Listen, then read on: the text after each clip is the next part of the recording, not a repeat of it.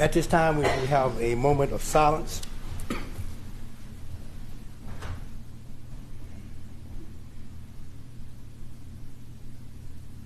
Thank you. I will ask Ms. Sams if you would lead us in the pledge. Sure. I pledge allegiance to the flag of the United States of America and to the republic for which it stands, one nation, under God, indivisible, with liberty and justice for all.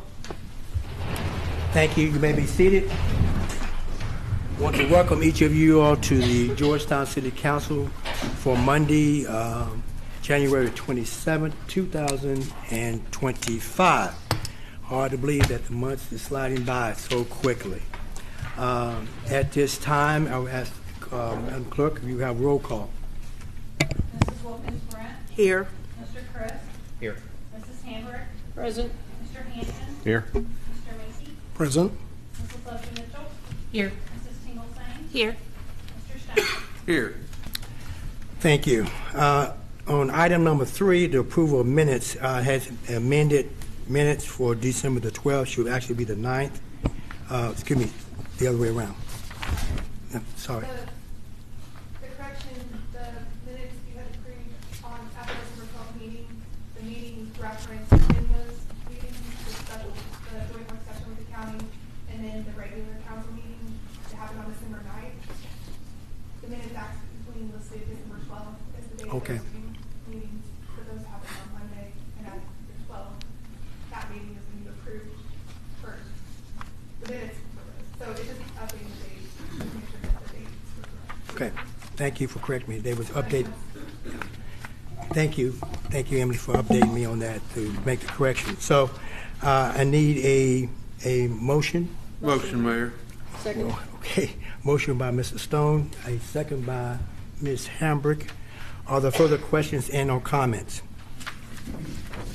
All those in favor of the motion signify by saying aye. Aye. Those opposed say likewise.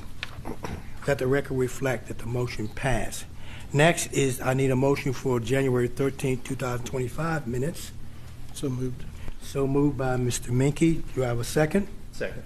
Second by Mr. Crisp. Are there further questions and or comments? All those in favor of the motion signify by saying aye. Aye. Those opposed say likewise. Let the record reflect that the motion passed. Item number 4, the receipt of the check registered. If you have received that, please raise your hands. Let the record reflect that all have received the check, receipt of the check registry. Item number 5, public comments. At this time, you can come up to the podium and speak. You have 4 minutes in which to state your business to the council. Madam Clerk will keep the time, and then at 3 minutes, she will let you know when that time is at that point, and we will ask you at that time to continue to finish up your thought. And at the end of 4 minutes, she will ask you that your time is up, and we ask you that you do that and be respectful of everybody who want to speak. We have Jim. Last name is it Bolton? Excuse me. Bolton. Excuse me, sir. All right, thank you. Come in. You want to talk about Republic trash? This probably won't take no 4 minutes, but I know this has been a rough month for, I guess, the garbage to pick up, but I still think they ought to be, they need to be easier to get a hold of. I tried, of course, they skipped the first week because of the snow. I guess they had the whole week off because they didn't pick up trash at all. The next week they came around, they did it, but they pick up the Herbie and dump it, but then if the trash falls out, they just leave it lay there in the road. So now you got snow and trash laying in your way. The next week was Martin Luther King Day, which was Monday, which is the day they pick up at my place. Well, they didn't show up that day, which was okay. They pick up the next day, right, Tuesday. Well, they didn't pick up my trash that day, so I lost two weeks this month on trash pickup. But of course, I pay for it. They charge you for the whole month. So I went over to the Georgetown Water Company today, and they said the same thing. That they don't reimburse you for that problem. So to me, we need to get rid of them. if that's the way it's going to be, if I got to pay for a month's worth of trash pickup, I expect the trash be picked up every week. I understand the first week, but I don't understand the rest of the time. So that's my biggest, that's my complaint. I don't think, and not only that, they pick the trash up, but if it falls out in the street, like I said, they don't even bother to pick it up. They just leave it lay and go on. So that's all I got to say about that. Okay. Thank you. Next on item, some mayor comments. I want to just talk a few things, and I'll take my time in doing this. First of all, about the Martin Luther King celebration, which took place on January the 20th, 2025. It was a really good event. We had a march, which we did at 4 o'clock, and had an opportunity to go through town. I think I'm only guessing as the number, probably about 20 to 25. It was cold, but we braved it and went through it. Councilman Mingy was out there in his hat, so he was out there, so among myself. But it was a good event where people came together of all ethnicity and diversity to come and actually for one particular cause. And then that evening we had a really good program. Dr. Franklin came in and did a really good talk on. He was using and I think Sandy was there and Kim was there. It was where he used, we bring it to our committees, and our committees are ad hoc, and they're advisories to us. And another thing it does is it gives us an avenue to where if it's something of either legislative that may be to bring to this council to look at for future, that's what we do at a high level. So that's the purpose of committees. So, fire committee. Yeah, Michael Crisp and I are on the fire committee, and I'm not the person taking the formal notes and minutes, and we don't have those yet, but I do have an overview of what happened, and I can you can correct me if I misstate anything. Chief said that morale is good. They're thankful for the training center. They did most of the work on that themselves, and the specs to get it done, and they invite visitors to come out and see what a good recruiting tool it is, but also a training venue for the firefighters. They're a young department. They've had some retirements, and I believe 57 is the number of the current. They're thankful for the cancer screenings that we allowed payment for, and they said, as they have said in the past, that we need need to continue to keep that as a vision statement for the city. And they said, supposedly we have 3 fire districts. We have a fire station downtown, we have a fire station by the hospital, we have a fire station kind of across from Dan Cummins. But we're really operating, because of the growth of the city, 5 districts. And so there is a need for paying attention to that and trying to see if we can't get a revenue stream for another. And the ideal place that the chief mentioned would be with the EMS building that is already there. So that is the vision. They also, from a standpoint of money, they want to adopt I think it's called the First to Do software, and that will help with maintenance issues, reporting, things like that. And so that would be about $24,000 annually, and that will be coming to the council. So I think that's pretty much what we covered, and I thank you. Thank you. Public Works? We didn't, yeah. Okay. I don't have the notes either, but I can give it the gist. It was not a very long meeting, but we covered, we approved the minutes. Then we discussed the snow event. And this was a once in every 10, 12 year snow, and which the freezing rain and ice didn't help matters none. So, but overall, the discussion we had on it, the Public Works was spot on with everything that they were doing. I know that you all had a bigger discussion on it, but from what we discussed, it was they did a tremendous job in getting roads open as clean as they were. We discussed the amount of salt that was left. Two down the road to Okay. be seen. Thank you, Chief. All right, thank you, Mr. Stone. Next, at this time, item number 8, the second reading of the ordinance, work session ordinance, sponsor Sandra Wilkins Brent, and I'm going to give her an opportunity to talk about this because this is one of the initiatives that she brought forward to this council. Thank you. You're welcome. I wanted to sponsor this ordinance because I just felt like it would give the council more times for discussion between meetings, more than we have right now. But since our last meeting, it was suggested that we put council discussion on the regular agenda, which I think will help a whole lot. So right now, I've moved to postpone indefinitely the second reading of the work session ordinance. All right, you have heard a motion made by Ms. Brent. Second, Mayor. Okay, you have a second. Are there further questions and or comments? Yes.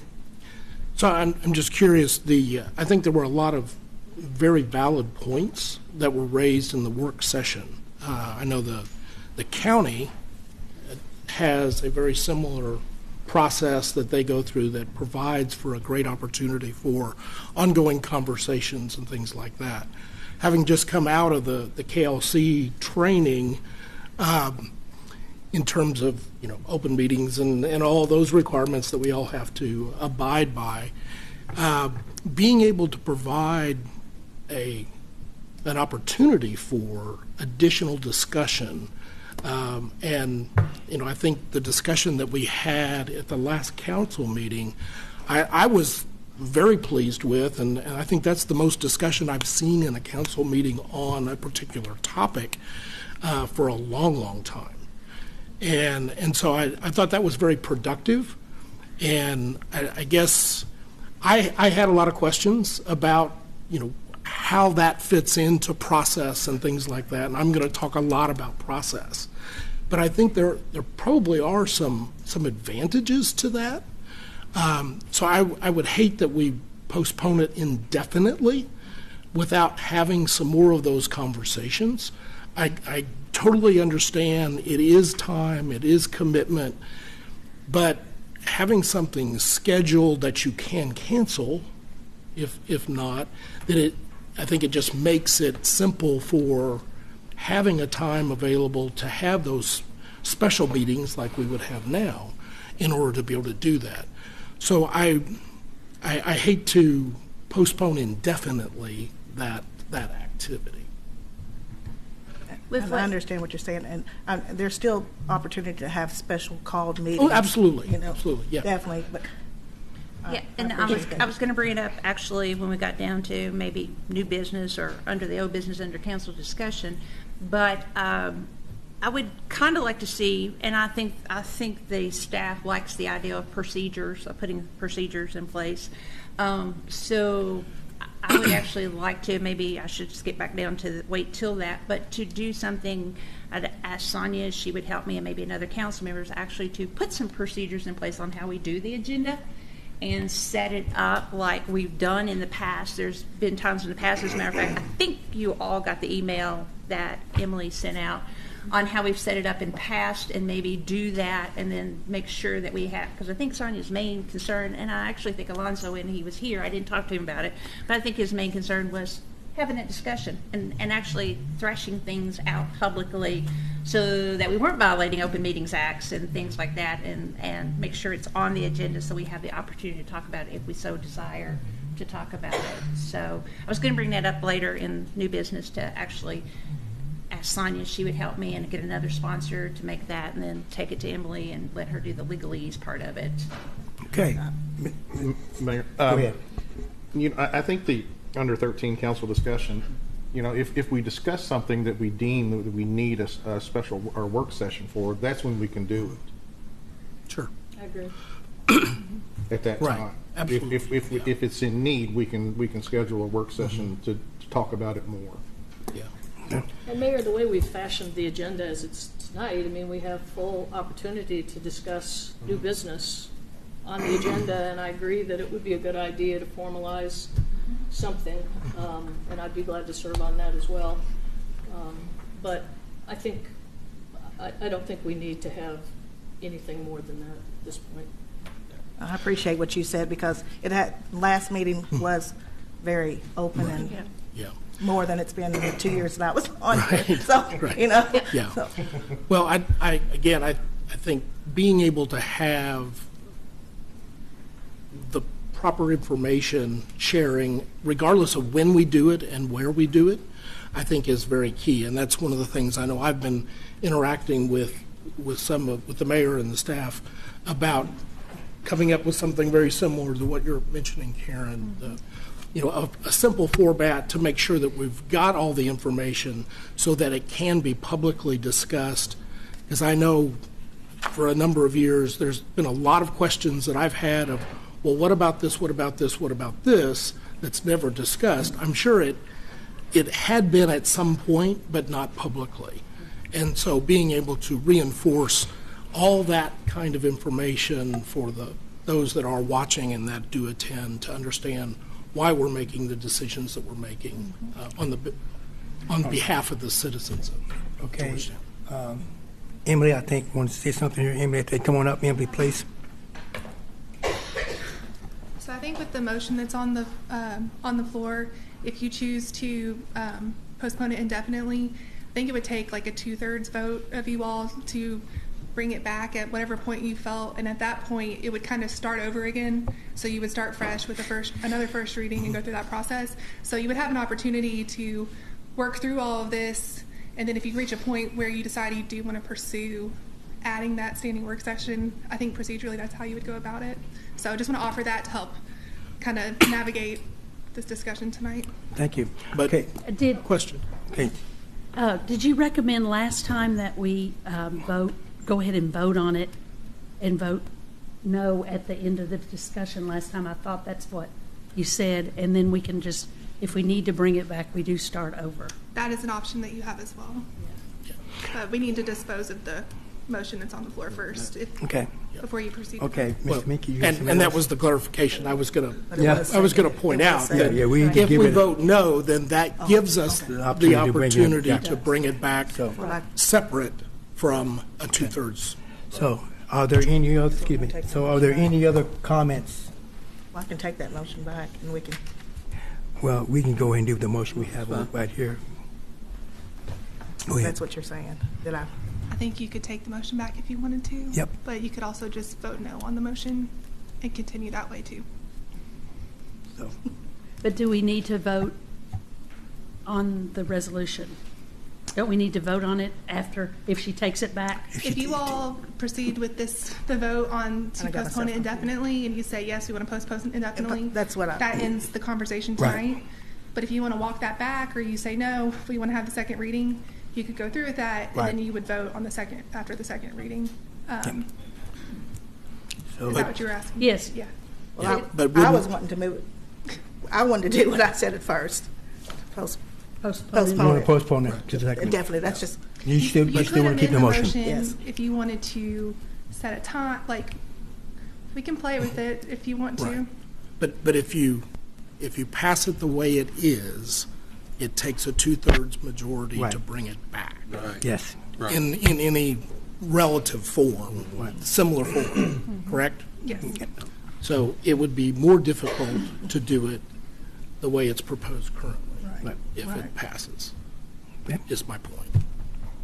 All right. But even if if we table it, and at some point in time, somebody has an idea of us, but it can come back in another form, we can leave that one on the table indefinitely and don't have to bother it. yes. It can just die there. So it's nothing that it requires 2/3 to bring it back. We can bring it back in another form. Is that what you just said? I believe that is also correct. All right. Robert's Rules of Order is a wonderful thing. Yeah. So, we've had some discussion, and so What's your pleasure from this point here? Well, she has a motion? and a Yes. second. She has a motion. So we vote on the also. motion in a second. Yeah. Yeah. So we have a motion. Do I have a second? I already Yes, second. So no more discussion. So I guess we will vote on the motion here that's above us. So we're going to do a roll call vote on this one. All right? There you go. So the motion that's on the floor right now is to postpone indefinitely the second reading of the work session ordinance as it has been read, introduced and read. Yes. Yep. All right. Thank you. Madam Clerk. Mr. Fenn, Yes. Mrs. Tingleton, Yes.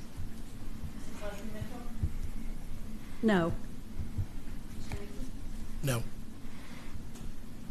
Mr. Hampton, No. Mrs. Hambrick, No. Mr. Chris, No. Mrs. Wilkins Brown.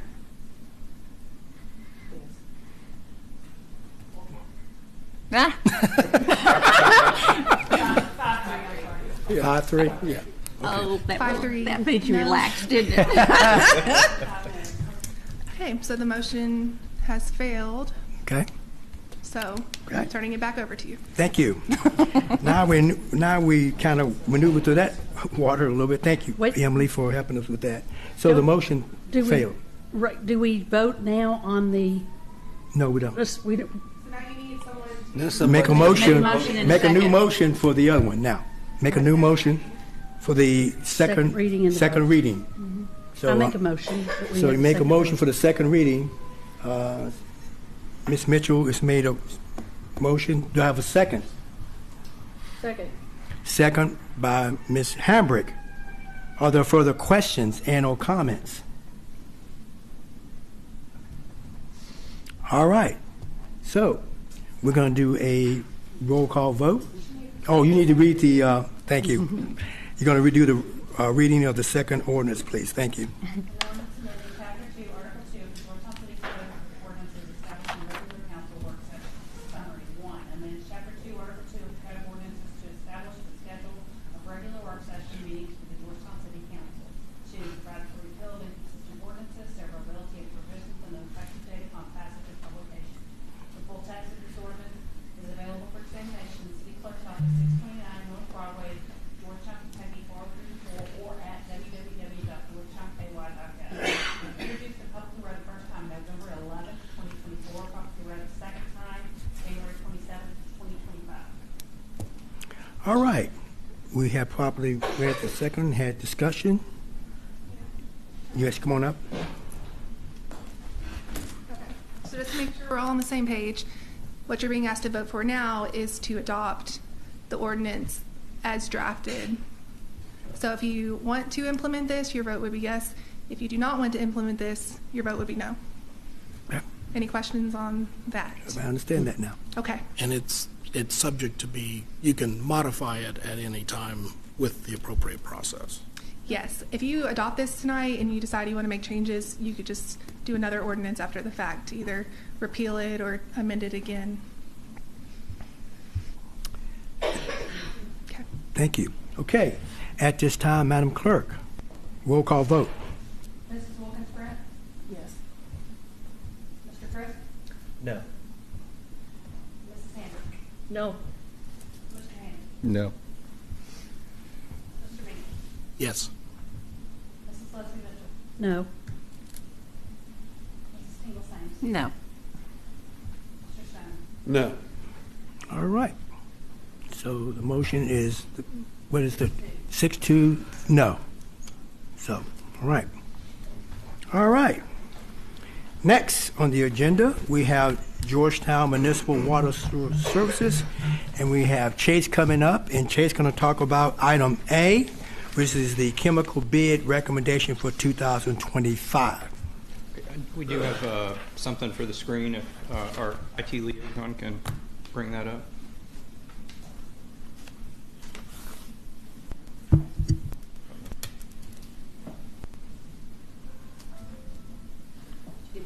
Yeah.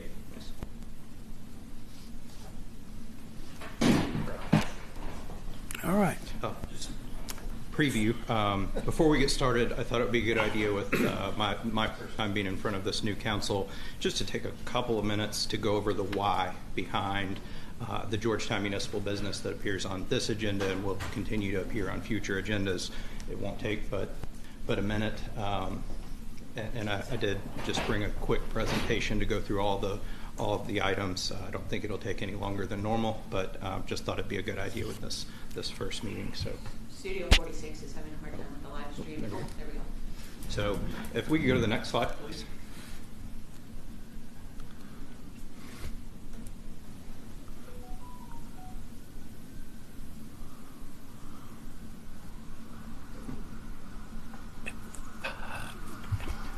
I'll be jumping in while he's going to recognize your time here, but again, going back to the why behind what's on your agenda. Here we go. That's excellent.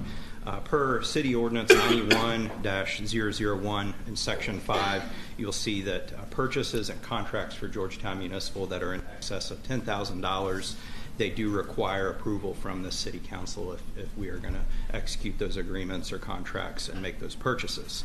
Additionally, I present to you every year our annual operating budget. We try to do that in May or June, so we're ready for beginning of our fiscal year, July 1st. And I try to do that on a date that the city is not presenting its budget, because that'd be a lot of budget for one meeting. So expect to see that sometime May or June. We conduct our business in a similar manner to the city related to, we follow your all's purchasing and procurement procedures. Any purchase or contract in excess of $40,000 that is openly and competitively bid. And then for purchase increments under $40,000, we do whatever's required for formal quotes or informal quotes. And there's different stipulations that Stacy can probably better advise you on than I can, related to what's involved with formal quote or annual chemical bids. And this is a procurement process we do every year for chemicals that we use at the water plant and all 3 wastewater plants. We purchase our required chemicals, whether that's weekly, monthly, semi-annually. We purchase from the vendors that are on this list that have submitted us with competitive bids. You'll see this information in more detail in your council packet. But at the meetings, this meeting or a future meeting, I'll bring you such a chemical bid like sodium hypochlorite that we need at the water plant, and I will reference that this is a bid item. This is what I'm referring to. We did get these bids. I will also, as Councilmember Stone chuckles at me, when we make this purchase throughout a year, I will call around, or our staff will call around, we'll make sure that we're getting the best price available at that specific day, not just go by this. So if we can find this cheaper, 6 months from now, we'll get it at the lower price. We do this as just, again, process, and it is a good tool for us. It does save us a lot of time. We do the same thing for our parts and materials, pipe, water meters, valves. We do that same thing. It's at a different point in the year. So I'm pointing out that I'm not asking for approval of a specific chemical purchase tonight. I'm just asking that you would accept these bids, that we can use these throughout the year. So we've got... in this bid result, we had 5 of our chemicals decreased from our bids last year. We had 3 that increased, and then we had 3 that remained the same. Really, there's not a lot that's going to move the needle on our budget process all that much, with the minor fluctuations that we've seen year over year. But we went back, gave you the 2023 bids, fiscal year 2024, and then our current bids that we'd like to use in the remainder of this year. So, any questions there? Just a question on what you've mentioned on the chemicals. Has the Water Board talked about the controversy that's now surrounding fluoride, adding fluoride chemicals in the water? We have, yes, ma'am. From what I understand with current proposals is that's going to be, initially it was going to be community decisions. Now I believe it's going to be a state legislature decision. Or a federal decision? I'm guessing it's going to remain at the state level. That's Okay. what I've heard. I don't know what will happen. But And so you all feel like fluoride is safe to put in the water with the controversy around it? I mean, I think that we can all reference data, and somebody could reference data that says it's not safe. Somebody can reference data that it is safe. Currently, our regulatory agencies that we report to say that we're going to use it, that it is safe. Okay. I think we can all reference different data to support that argument, and ultimately, I don't think that the water board, ultimately, I don't predict that the city council will make the decision. I think it'll be at the state level. I need a motion. Motion, Mayor. Second. Wait a minute, let's stop here. Stop the train here a minute. Let me get one. All right, Mr. Stone, did you make that motion? Or? Yes, sir, I did. Thank you. Mr. Stone made the motion. Who was the second? Thank you, Mr. Mickey. Mr. Mickey was second. Are there further questions and or comments? Are we voting to accept these? Just the first one. Just the first. Okay. Yes, that's the first one. Okay. We're doing it individually for each one of these, okay? Thank you. All right. Are there any other questions and or comments? All in favor of the motion signify by saying aye. Aye. Those opposed say likewise. Let the record reflect that the motion passed. Item B, and I never get it, Institute Form Technologies for $11,100.85. Okay. Thank you, Mayor. Items B, C, and D, you can do these how you want separately or together, but I'm going to talk about them together if Okay. that's okay. This is for In Situ Form Technologies, formerly known, you've heard their name as Leak Eliminators. In Situ Form, they're under contract. They perform a number of services for both Georgetown Municipal related to water and sewer work, operations work, and the city related to, I think, some stormwater work. These 3 work orders are for cured-in-place pipe, and that's part of our annual budget that we budget for this work. And cure-in-place pipe, that's a process where we build a new sewer pipe inside of an old sewer pipe. And I've got about a 45-second video that they're going to queue up here in just a second. And it's going to just give you the overview of how it actually works. But this is one of our tools that we have in our toolbox that I feel like is one of our best values for us and for our customers, because it does so many good things for us at a very low price. So with CIPP, we get to reinforce our existing pipes, some of our oldest pipes in the system that have sags, structural defects, cracks, root intrusion. We build that new pipe inside of the old pipe. It eliminates those structural problems. We eliminate infiltration and inflow, probably the biggest key. That saves treatment, or that saves capacity at our collection system and our treatment plants. We're not paying to treat stormwater. We don't want to do that. Division of Water doesn't want us to do that. That's a high-cost action, so we want to get that out of our system. We can do that real easily through CIPP. Another nice thing is we don't have to cut streets, parking lots, private property. This is trenchless technology we're building inside the existing pipes, so we don't have to go out there with excavators and dig. And ultimately, we do this, we build a new pipe, and so we're extending the lifespan of our assets and our infrastructure. So tonight I've got 3 CIPP work orders for your consideration. They total $33,552.71, and that's lining of just over 1,000 feet of sewer pipe. These are all in the area of East College Street, so older part of our system. How we select these pipes, we do that by a number of things that we consider. First, we look at the age of the pipe. We look at the material of the pipe. Our older pipes are obviously where we're going to have problems. So then we look at CCTV inspection of the pipes. All those defects we see in a pipe, those are noted in an inspection report. We can look at where we have the most problems and where we can get the best bang for our buck to fix those pipes. And the last thing, one of the easiest and best parts is we can look at how many customer call outs we get for a given section of pipe that services homes or businesses. Where we get the most call outs, we know that's where we've got the problem with the pipes. That's where we let those metrics guide how we assign this work. So we budget for this in our collections operations budget, and if we can go to the next slide, there is just a neat 45-second video that shows you how this works. I don't know if they can get that queued up, but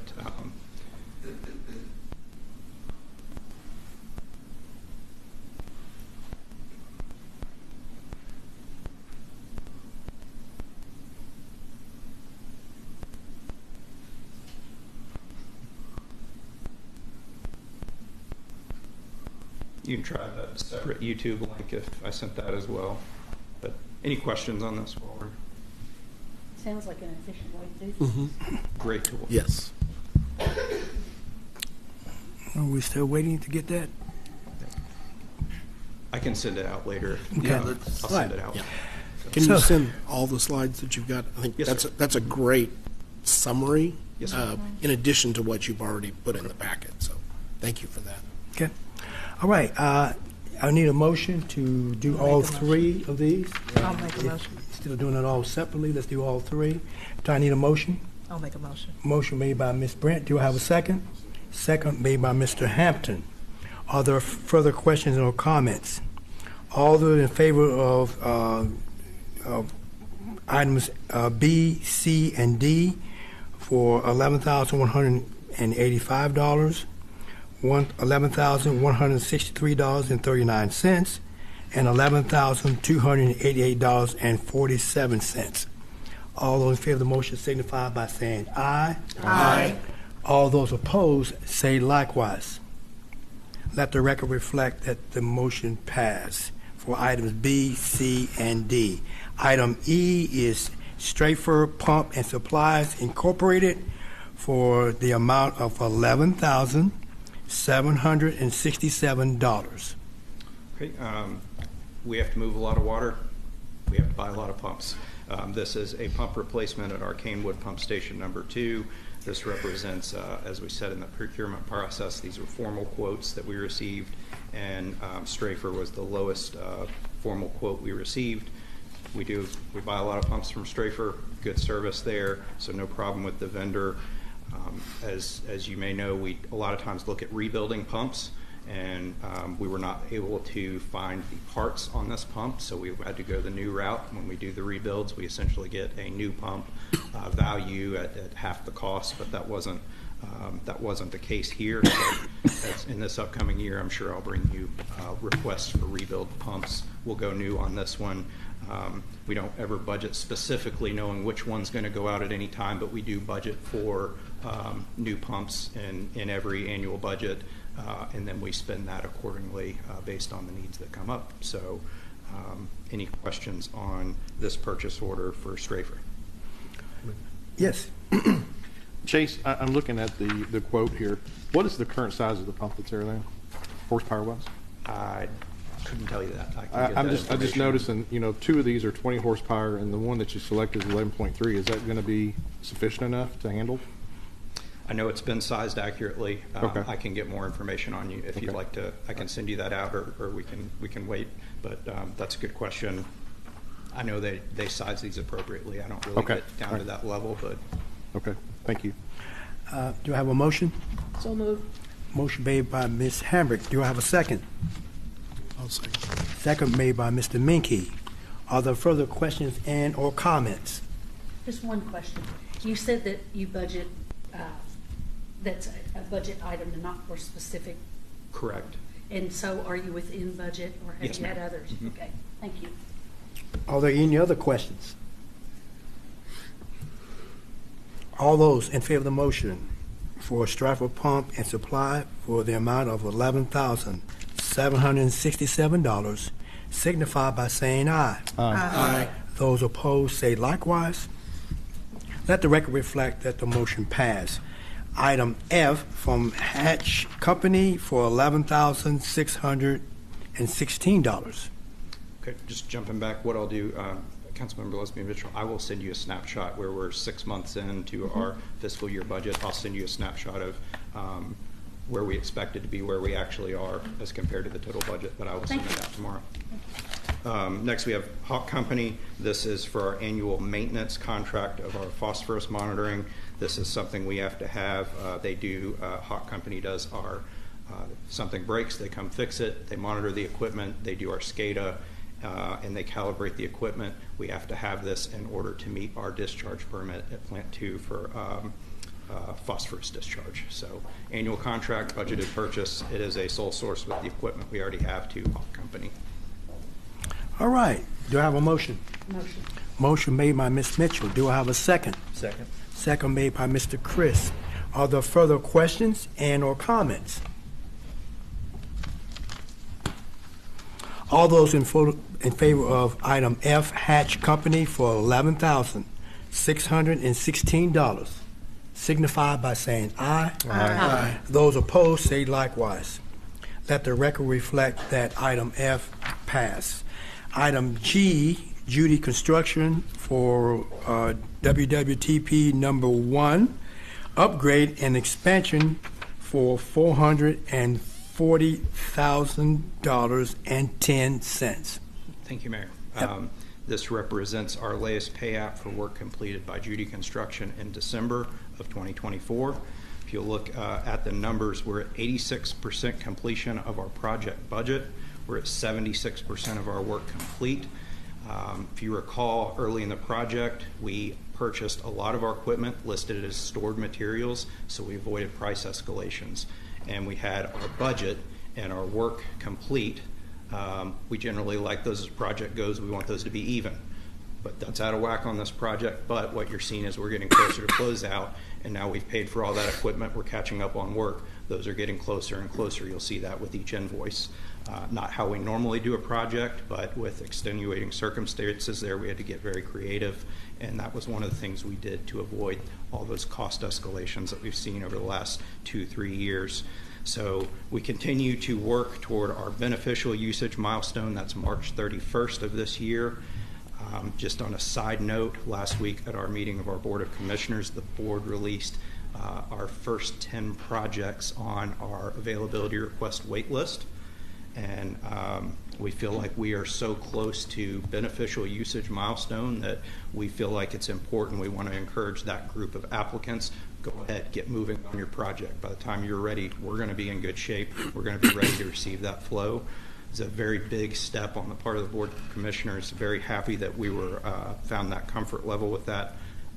I think it's very important, very exciting news. So I commend the board for their management of a very difficult capacity situation, and just shows I think we're getting very close. This pay app, as the mayor said, it's $440,000.10 for, again, work completed on the plant in December. I need a motion. Motion, Mayor. Motion made by Mr. Stone. Do I have a second? Second. Second made by Ms. Hambrick. Are there further questions and or comment? Mayor, I do. Yep. Chase, just, you've thrown some numbers out. Are you still on track? Well, our contractual date for beneficial usage is March 31st. If our contractor, Judy, wants to extend that, which they contractually, they can do. They have accumulated, as of earlier this month, 67 weather days that they're contractually, that those days are contractually available to them. They've not yet requested those, so I can't tell you that it's going to be pushed yet. I could see that they could request those. I think that we have factored that into our decision to release 10 availability requests, though, because I still feel like even if we had to give them those days, I still feel like we're in very good shape. Okay. So even through all the... I think I'll have more for you probably the second meeting of next month, maybe the first meeting. Okay. Because I think they'll give me that request probably at the next meeting if they're going to. Okay, that's great. I have a question of you, Chase. Yes, you know, you and I have talked on this. You said you were releasing, giving the go-ahead for 10 of the people on the waiting list. Yes, correct? How many did you actually in total that you have on the waiting list? I believe there's 6 more. 6 more. So a total of 16. We had a total of 19. 3 of those projects have withdrawn. Okay. And so we're down to 16. We've released the first 10. We have 6 more on the wait list for Plant 1. And you don't know when those would be, you just going to release those when that time comes, when you actually open it up? I think just as we get a little bit closer, we'll release more and more. Thank you. Okay, are there any other questions and or comments? Just one, and Chase, those are all done by the priorities that you all set at the beginning when you established that First come, process, correct? first serve. Okay. Thank you. All right. Thank you, Kay. We Any keep other? a log of the order in which we receive them. I'm sorry, you was talking when you talking, my bad. You know, I should need to be smack my hand here to make me do right. Okay, any other questions or comments? All those in favor of the motion for Judy Construction for WWTP number 1, upgrade and expansion for $440,000.10, signify by saying aye. Aye. Those opposed say likewise. Item H, Judy Construction for the Operations Center for $629,524. And before we start, I believe this is also the money that we had gotten from Senator Thayer, which are the $7 million that we got. Is that correct? I'm going to touch on that Okay, if you'll allow me to digress a little bit. Thank you. This is a purchase order related to our effort. We have to build a new facility. We're calling it an operations center for our sewer collections department staff. Currently, our collection staff work out of repurposed structures that are previously wastewater treatment structures at Plant 1. If you look at the south side of the Elkhorn, the original plant built in the late 40s, early 50s. Those are the buildings, and I'm going to show you some pictures here in a minute, where our collection staff work out of. And like I said, they've repurposed those, but they are just to the point they have to go. I'll show you why in a second. We advertised this project for bid. We had 7 plan holders. Unfortunately, and I hate this, we had 1 bid. I don't know. We did bid invitations. We reached out to contractors to make sure they knew this was out there for bid. We had 1 bid. We looked at some other projects related to operations centers, similar type construction, kind of in this area. We looked at 2 for data points. One being the new operations center for Versailles Municipal Utilities and Versailles, and then also a project I'm involved with the Amen House new operations center. Both of those, granted, they're larger projects, but they're very similar. They're relatively close in size. Both of those projects, as I put in your memo, they're over $1 million projects. So I'm bringing that to your attention because I'm not sure that a rebid, even though I don't like going off just 1 bid, I don't know that it's going to yield that much different of a result for us, unfortunately. So in looking at evaluating this 1 bid, Judy Construction did look at this. They have worked with us on some value engineering efforts to optimize. They've reduced the contract price by a little over $70,000. That's why that comes down from $700,000 to $629,000. And if we could go to the next few slides, I've got some pictures of these facilities where they're currently working out of. We've got a staff of 8 working at these. Go to the next slide, please. Just old repurposed buildings. These will also be demoed as part of the plant upgrade expansion. We did a land swap with the city that this side of the stream will all be restored to green space, so these buildings go away, and then the city takes possession of that property, which will be restored, as I said, to green space for its use. All we will have remaining there is 1 pump station, but if you want to come see these and see the need, you let me know and I will drive you down there. But it is well past time. Originally, we were going to build phase 2 of a building out where our distribution building is across from our admin office. We've looked at pricing that a number of times, and just the cost of those metal buildings is astronomical. It's just, we can't do it. So we feel like this is the right way to go. We've put together a bid for just under 2,000 square foot facility, a very humble facility is what I'll say. It'll be on the north side of the Elkhorn at Plant 1. It's just got some offices, a training room, and some nice shower facilities. If you work in sanitary sewer, you need nice shower facilities. And so we're going to build that. We'll build that right next to one of our existing buildings that houses our UV treatment structures. We will repurpose that building for collections, equipment storage, and shop. So it will be a nice setup in the end. As the mayor alluded to, this is not a budgeted project. I do not bring you non-budgeted projects. So we knew it still had to happen. So when we went and requested some funding support through the state legislature last year, we included this project. Senator Thayer helped us secure that funding. So that funding came in the form of a $7 million line item grant for various water and sewer projects, this being included. So this is not funded through rate revenue. This is funded through a line item grant. So I'll stop there and let you. All right. I need to ask questions. Question for Chase. Well, okay. Well, just wanted to, you pointed at me when you said non-budgeted items. Thank you very much for acknowledging that. But you said this is the building that's right across from the creek. Is the that south side. okay? Okay, all right. It's tall. It's a No. tall gray. These are all very short flat, buildings. kind of like the one up here on Broadway. Or I mean on Main Street, short square. Is that what that one is? It's Maybe I need to come out there and see which one it is then. But by the pictures, it needs to go. it needs to go. Yeah. I will repurpose the structure over and over again and squeeze the life out of it. I promise you that. Thank you. You come out to any of our facilities, I can show you that. Okay. The question, Chase, with the significant financial responsibility with both the upgrade and then the revitalization of the operations center, are there any contingency plans should those go a little over budget, or would the $7 million grant kind of sort of be the contingency plan? If it goes over budget, you just dip into that a little bit more. So for the operations facility, I would say the $7 million grant is absolutely the contingency. On the overall, the larger project, the treatment plant, I think we're in very good financial shape there. Being this close, we don't anticipate any. There will be more change orders. It's a $63 million project. There's going to be change orders. And I bring this up, it's very much a double-edged sword. We can't take it out. We can't take it out of the discussion. The structural issues that we had to live through with the design, we've talked about those. I've talked about those from this podium over and over. That happened, and it caused a severe adverse impact to the project and our rate structure. However, if you can look at the project without looking at that, on this magnitude of project, our change orders are so minimal.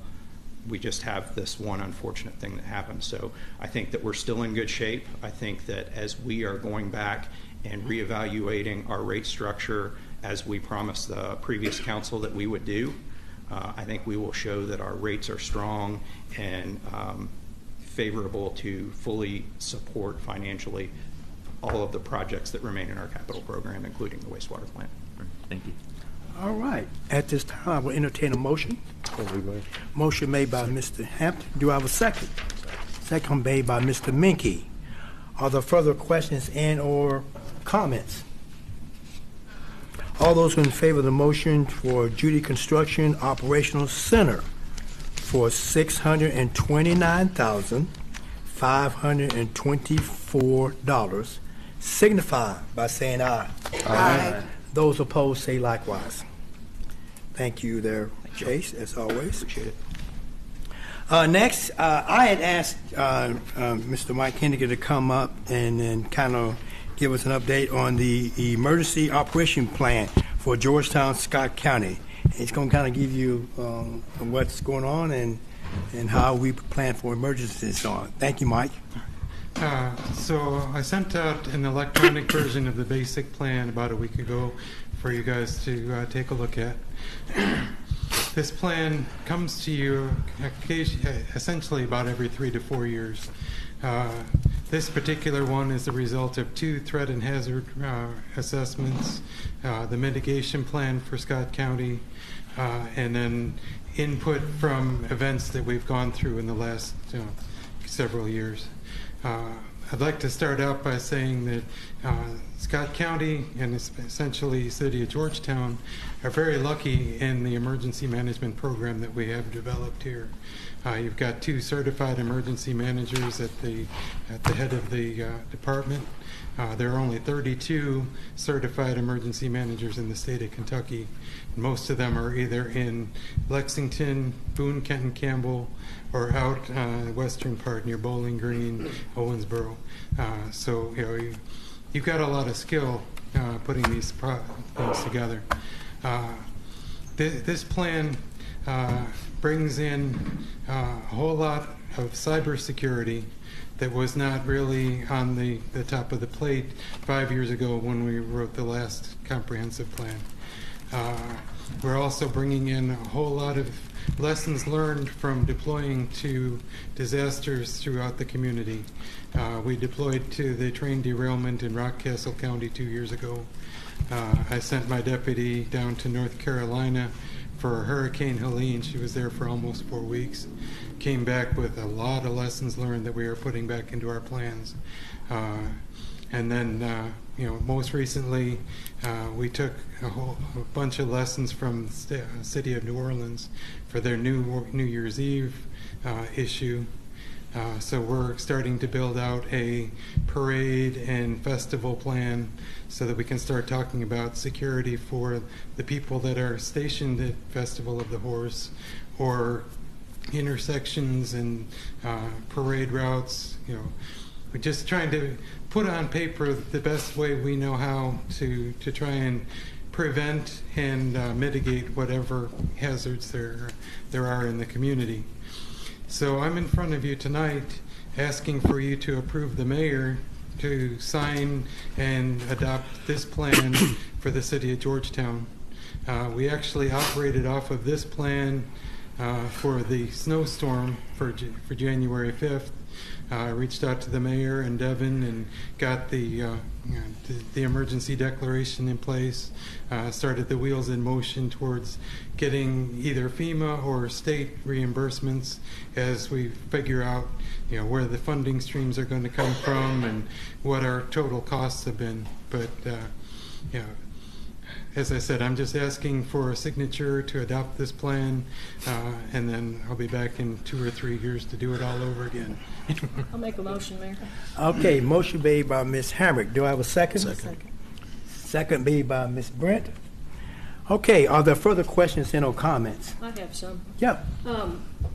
I've gone to a few of these meetings, and I'm very impressed with the entire enterprise, the mock session that we had about so many things that our city is doing to be prepared, but I do have a couple questions just based on reading. And if you haven't read it yet, page 62 talks about the specific to the city and the city council responsibilities in case of a disaster. And, I hope we never have to deal with this, but I think it's, being prepared to this extent is wonderful. I did notice that we're moving all our IT operations to Madison County. Can you expand just a little bit on the why of that? The requirements from the state in order to be cyber secure requires a massive amounts of backups and storage and that type of thing.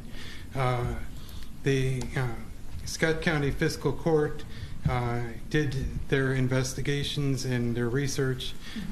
Started out thinking that we were going to use Amazon server centers, and it turned out that Madison County and City of Richmond specifically have built a data center that makes the Amazon one look ridiculous. Okay. So eventually, over the next couple of years, you're going to hear almost all of the counties in the state of Kentucky moving their IT operations to Madison County. In order to get CAECO cybersecurity insurance, it has to be a center similar to that. Okay. We just happen to fall into it as the second community to take advantage of it.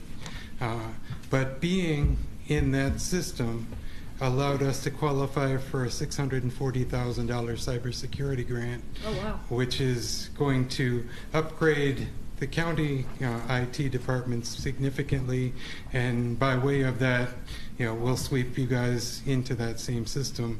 So all of our computers are going to turn into dumb terminals. All of the information will be stored in a ultra secure facility, and individuals are going to log on, but as soon as you log off of that computer, all the data is completely wiped out, and you're basically going in and looking at an image of your computer, and that image is eliminated as soon as you stop using it, so that there's no way to hack into it. Wow. Or if somebody should provide some sort of malware, you're only affecting that one little instance. Mm-hmm. You're not wiping out, a whole lot of things. Wow, great information. Yeah. I don't mind if I. Absolutely. So everything that Mike just said is, so as we talked about at interlocal committee as well, EMA is a county administered interlocal. So while the council supports the Department of Funding, everything he just described is specific to Scott County Fiscal Court. Georgetown's information is there. But EMA as a county department is participating in that Oh. initiative through Madison County. Okay. I have a couple other things, if you don't mind. I was interested to learn, my ignorance entirely, but our primary EOC site is the site at 2200 Cincinnati Road, and I know Todd was there at some of these meetings with me, but it's set up quite secure, and it's kind of an amazing kind of half underground place, and it's nice to know that our county has something that secure. It is actually completely underground. It's Oh, is it? Okay. 24 inches of concrete on 6 sides. Ceiling is 24 inches thick. The walls are 24 inches thick. And if we think that something is coming, we've got EF5 tornado rated shutters that, we block out the window and door, and we are completely isolated. So we have to pipe in sunshine on bad days. But my predecessor, Jack Donovan, he thought of just about everything when he was designing that facility. And I'm more than willing to take advantage of his skill in building the building, because there's never any question about whether we will continue to operate, even if nothing else is around. So. And what would you say is our greatest point of vulnerability? I know in the report you said it might be cyber, but in light of the move to Madison County? I think that we're mitigating the cyber thing. Yeah. My biggest concern right now is the capability of sheltering people. We know what we want to accomplish. Yeah. The county has bought 2 standalone tornado shelters. One of them is on Lyle Road, and the other one is over behind the EMS building and stamping ground. Yeah. So that accomplishes a lot of snap decisions. But as we saw 2 weeks ago, we're depending a lot on non-governmental organizations, either churches or community groups, and we're depending on those folks to provide us with things that they may or may not choose to do. And I found that out at the last possible second when one of the churches backed out and said, we don't wish to be a warming center anymore. There are only so many places with generator backup and heat that's on that generator, and the requirements that it takes. I learned on the fly a couple years ago that none of our public schools can provide heat or air conditioning on a generator basis. So we've always said that the school was going to be our Red Cross shelter, but if we needed a Red Cross shelter last week, we would not. Yeah. So that's my biggest concern right now. That's what I'm working towards, is points of distribution, as in getting the materials to disaster-affected people in the most efficient way, and then finding locations that I can guarantee will be open when the people need them and last and be comfortable until they don't need them anymore. So. And would it be possible, I know Tammy and I were talking earlier, would it be possible to get this report fully in print? Because in case of a disaster, our computers may not be working. Absolutely, and that was going to be my closing statement. The document that you got electronically is 100 pages. Yeah. It refers to the emergency support functions, 15 specific items for firefighting, public works, law enforcement, etc. That adds another 395 pages. So my goal with this one is to provide you guys with the electronic version so that it's searchable. If you want to see what my earthquake plan is, just type in earthquake and go right to it. But I'll also provide printed versions for the mayor's office and anybody else that wants to be able to flip through it. Yeah, that'd be great. But, Councilman Minke and, some of the other folks that have been around for a minute know that, we're replacing a plan that was 2,100 pages. It's 2 6-inch binders. Oh my God. And, we've got it down to a point where it's usable. If we have an emergency or a disaster tonight, I can slap this plan down and everybody can pretty much be on the same page in music. And then, as I said, we expand to the specialties or incident-specific plans as necessary, so that we're bringing in the right things at the right time instead of flipping through thousands of pages trying to get to where we're going. Absolutely, thank you, sir. The other key point there is, in order to maintain the accuracy and that plan up to date, there's a whole system in keeping it up to date that they have to track and all of that. So it's very difficult when you have multiple paper copies out there beyond Yeah. key places. Mike, and coming from my background, this is great. I love what you did. But what happens when everything does a complete twister right in the middle of it and your plan goes right out the window? What happens then? Well, I'm being devil's advocate here. I understand, and that's something that I've said to a couple of magistrates, and when the twister comes right down the middle, we and look. twister's not probably the No, I best understand. word to use. But when the plan goes completely haywire. Well, for whatever reason, this community has chosen to make all of their critical infrastructure all in one 1 mile long line. If I drop a tornado in a specific location, I can wipe out 13 of 18 schools, headquarters for EMS, headquarters for the fire department, the 911 center, the police department, and southern states, which will give me all the chemical hazmat that I could ever want. So the answer to your question is, that's why I got my master's degree, so that I am ready to do my tap dance and rely on my experience to put some version of a plan together and be ready to rock and roll in this. Yeah, and that's what it is. I mean, even the best laid plans, you've got to move on the fly. So, Right. And that's one of the lessons we learned from Mayfield. They had a really good plan and a really good EM director. And that's one of the things that I wanted to bring out and is make sure that everybody knows that the best laid plans, it's great, but are you prepared when it doesn't work out? 100%. So that's what my whole reasoning behind that is. And this plan is the foundation, the basis of what we intend to do. Yeah.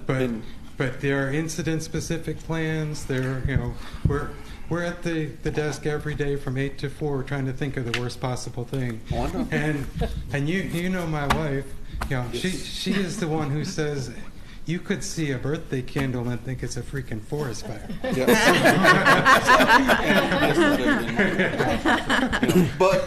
But that's the thing you learn from disasters and even other events that have occurred, be it the one in North Carolina, be it the one in Los Angeles, Mayfield, wherever, but even West Liberty, you have to plan for those and hope that your plan can fit right in there. So absolutely. And we have strong ties with a lot of other communities. So if something happens where I'm unavailable, I've got 7 other directors that are within 30-minute drive that have the same plan I do. We meet regularly about what is your concern, what is my concern, what do I need you to do if you're coming to run my incidents. I know you and your staff well, so you all got it covered. So. Right, I appreciate that. Great job. Yep. Mr. Mike, Sir. Quick question. I looked in the plan. I didn't notice anything about it, and forgive me if I missed it, but what types of special considerations are you able to give elderly, disabled, and other types of populations like that might be more challenged, mobile in a situation like that? So HIPAA rules make things very difficult for me on that point of view. But I'm on the board of directors for the Healthcare Coalition, and they have the home care and the assisted living and all different versions and committees on there, so that I can reach out to them and say, you don't have to tell me what their diagnosis is, but which addresses do I need to be concerned with? The windstorm that we had in March of last year, where there was a severe power outage, Dover Manor was without electricity for 6-7 days. Well, we dealt with that and got them through the emergency, and then I went and did an assessment afterward and found out that their generator was capable of supplying their whole building. They just had it wired incorrectly, and there was some issues there. So we've gone back and addressed that, but also followed up with Signature and Ashton Grove so that we have the same situation. I have their plan. I sit in on their exercises. We're making sure that anything possible, that could go wrong, we have a plan for it, and ready to go. Thank you and your team for everything you do. Thank you. Yes. Just very quickly, Michael, thank you for this presentation. This is a best practice and is being used by a lot of other folks across the state. We are blessed in this community because we've had this kind of thing for many, many years with a lot of volunteer help. So thank you for your work. And our kudos to that, Mike, and being a part of this. I said, your team of people do excellent in preparing us. I even like it. I love it even more so that you took 2,100 pages and made it down to 3. I think that's even better. So I'm a fan already. Any other questions or comments? All right, we had a motion made and set properly second, and no more of the comments or so. All those in favor of this motion signify by saying aye. Aye. Those opposed say likewise. Thank you, Mike. Thank you. Appreciate that. Next is item number 11, and the Office of Affordable Housing and Homeless Prevention quarterly update. So I asked Candace to come and give us a more in-depth, especially for the new ones here, about this. Some of the old ones who've been on council know what she does and all that, but she's going to also be getting into depth a little bit more so as to so for some of the new ones, so you get to understand exactly her function and what they do. Okay. Yeah. Thank you. You're welcome. Like you said, I normally come do a more brief update on my quarterly updates and just go over what I've done recently, but tonight I did want to do like a catch-up for those who are new. My office is a little difficult to summarize and requires some understanding of a multitude of concepts about poverty, homelessness, and human services in order to fully grasp the goals that this office is trying to meet. So I try to do my best in a short amount of time. First, to clarify that when we say affordable housing, we do not just mean low-income apartments or homeless housing programs.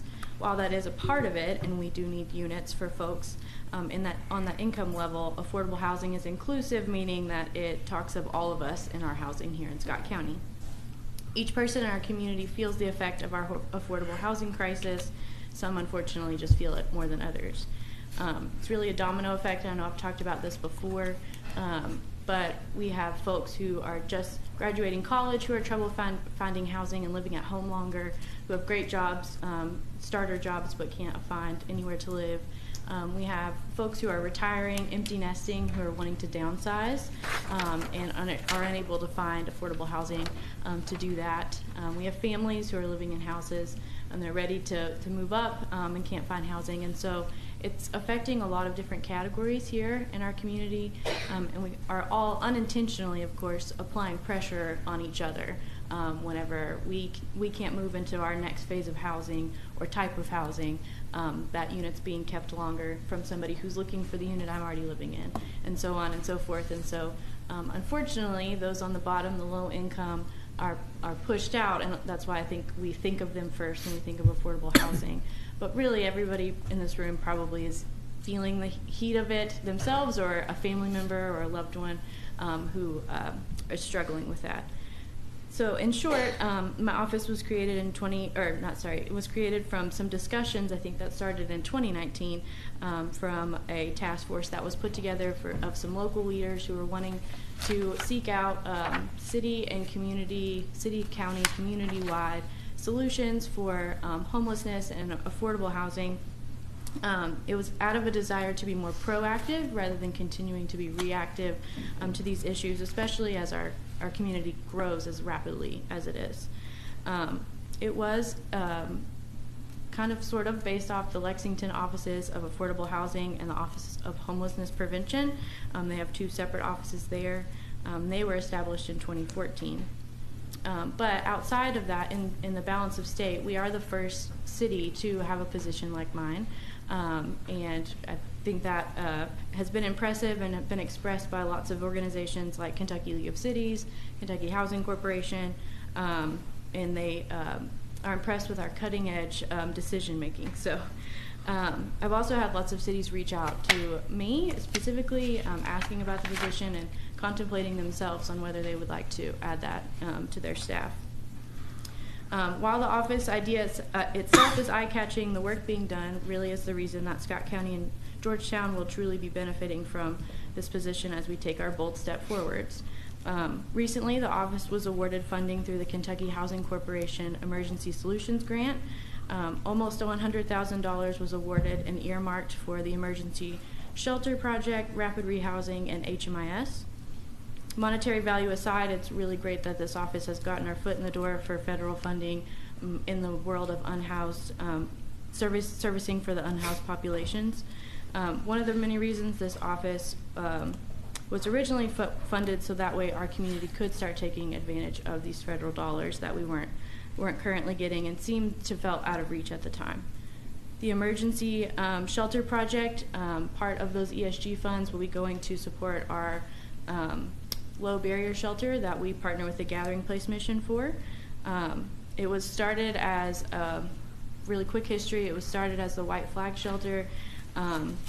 It's a temperature-based shelter for folks who need a safe place when it's below 32 or above 95 in the summer. Long story short, this has morphed into a partnership with the Gathering Place, and they now have it open year-round, and it's now what we refer to as our low barrier shelter. And so to clarify, low barrier meaning that in order for anybody to come in and receive that safe shelter, they just have to be not a danger to themselves or others. Previous to this low barrier shelter, our community only had nonprofits and programs that were high barrier programming, and so that means that an individual would have to meet one or more standards before they were allowed into the program. So that could mean that they needed to have a negative screening for substance use, have a clean background check, be employed, be attending certain meetings throughout the week, just barriers to them being into the program themselves. And so this low barrier shelter provides a place that anybody who just needs a safe roof can go. Heather Johnson at the Gathering Place has now taken that low barrier shelter and she runs it year round. The city and county still fund the temperature dependent days, and then the Gathering Place funds the other days. They are averaging 22 men a night right now and 14 women a night, and they are really running low on space. The other project that the ESG funding goes towards is the Rapid Rehousing Program. This is new for our community. This is also a Housing First intervention. Housing First is designed to help households quickly exit homelessness, return to housing in the community, and not become homeless again in the near future. I'm excited to launch this. Again, this is a unique model, brand new.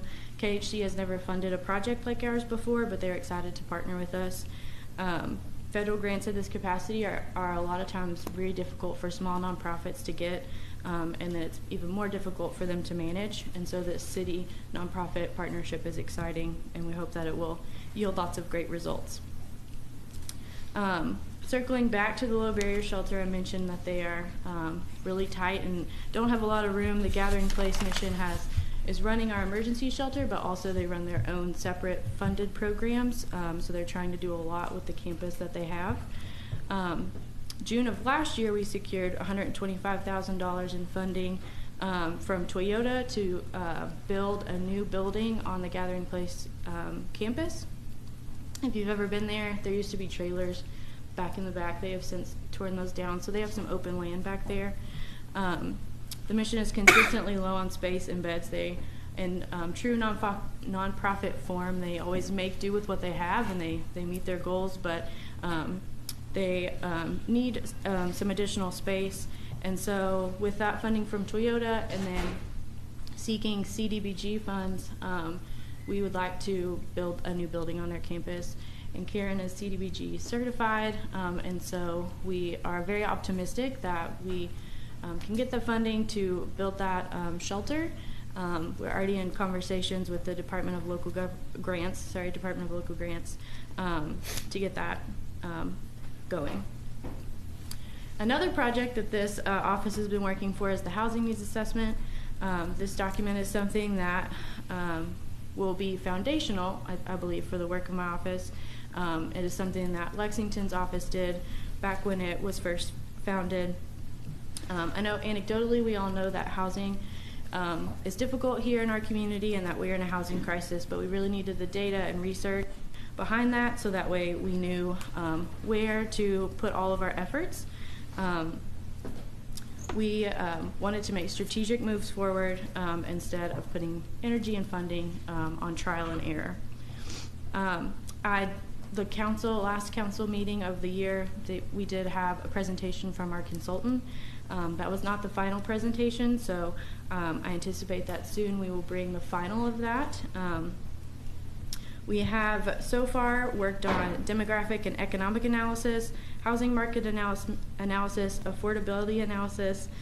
We've done further research into the housing instability and homelessness, and we have conducted an employer and community survey. We are now in the process of finalizing the housing goals and strategies. I've seen the rough draft of these, and so I'm very excited to bring them before you soon. And then lastly, I wanted to talk about K-Count, which if you're unfamiliar with, it is something that HUD requests from the state, which then the state requests from each county, what we call in our balance of state a K-Count. And it's a once-a-year night where we go out and try to get an accurate count of how many individuals are unhoused. It is set to be by HUD to be the last Wednesday of January, so that is in 2 days. We have nothing to do with the date, that's just what it is. And then the count is by the HUD definition of homelessness, which is the strictest definition of homelessness that I've come across. And so we have to count according to that. On Wednesday night, we will have a big community dinner at the Gathering Place Mission, be from about 6 to 8. We will be serving dinner. We'll have lots of resources set up there, but we will also be doing surveys of folks who will be unhoused that evening. And so we not only just count, but we also do surveys so we get some basic information so that KHC and HUD know what our homeless population looks like at this point, and that can really determine funding and resources that are getting put into our communities.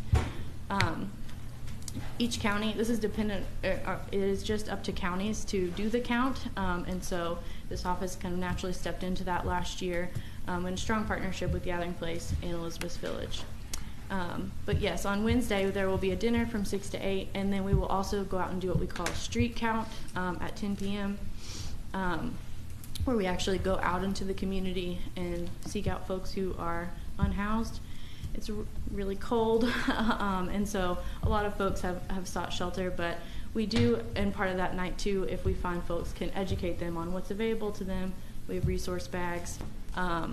And also just want to give a shout out to Georgetown Police because they are a partner with us and go out with us and help us conduct that in a safe fashion. So if you have any interest in coming out on Wednesday night, I know Sonja came out last year, if you could give me a heads up before, I can get you information so that way you're not just thrown into the fire at 10 p.m. on Wednesday, and that will make it easier on you.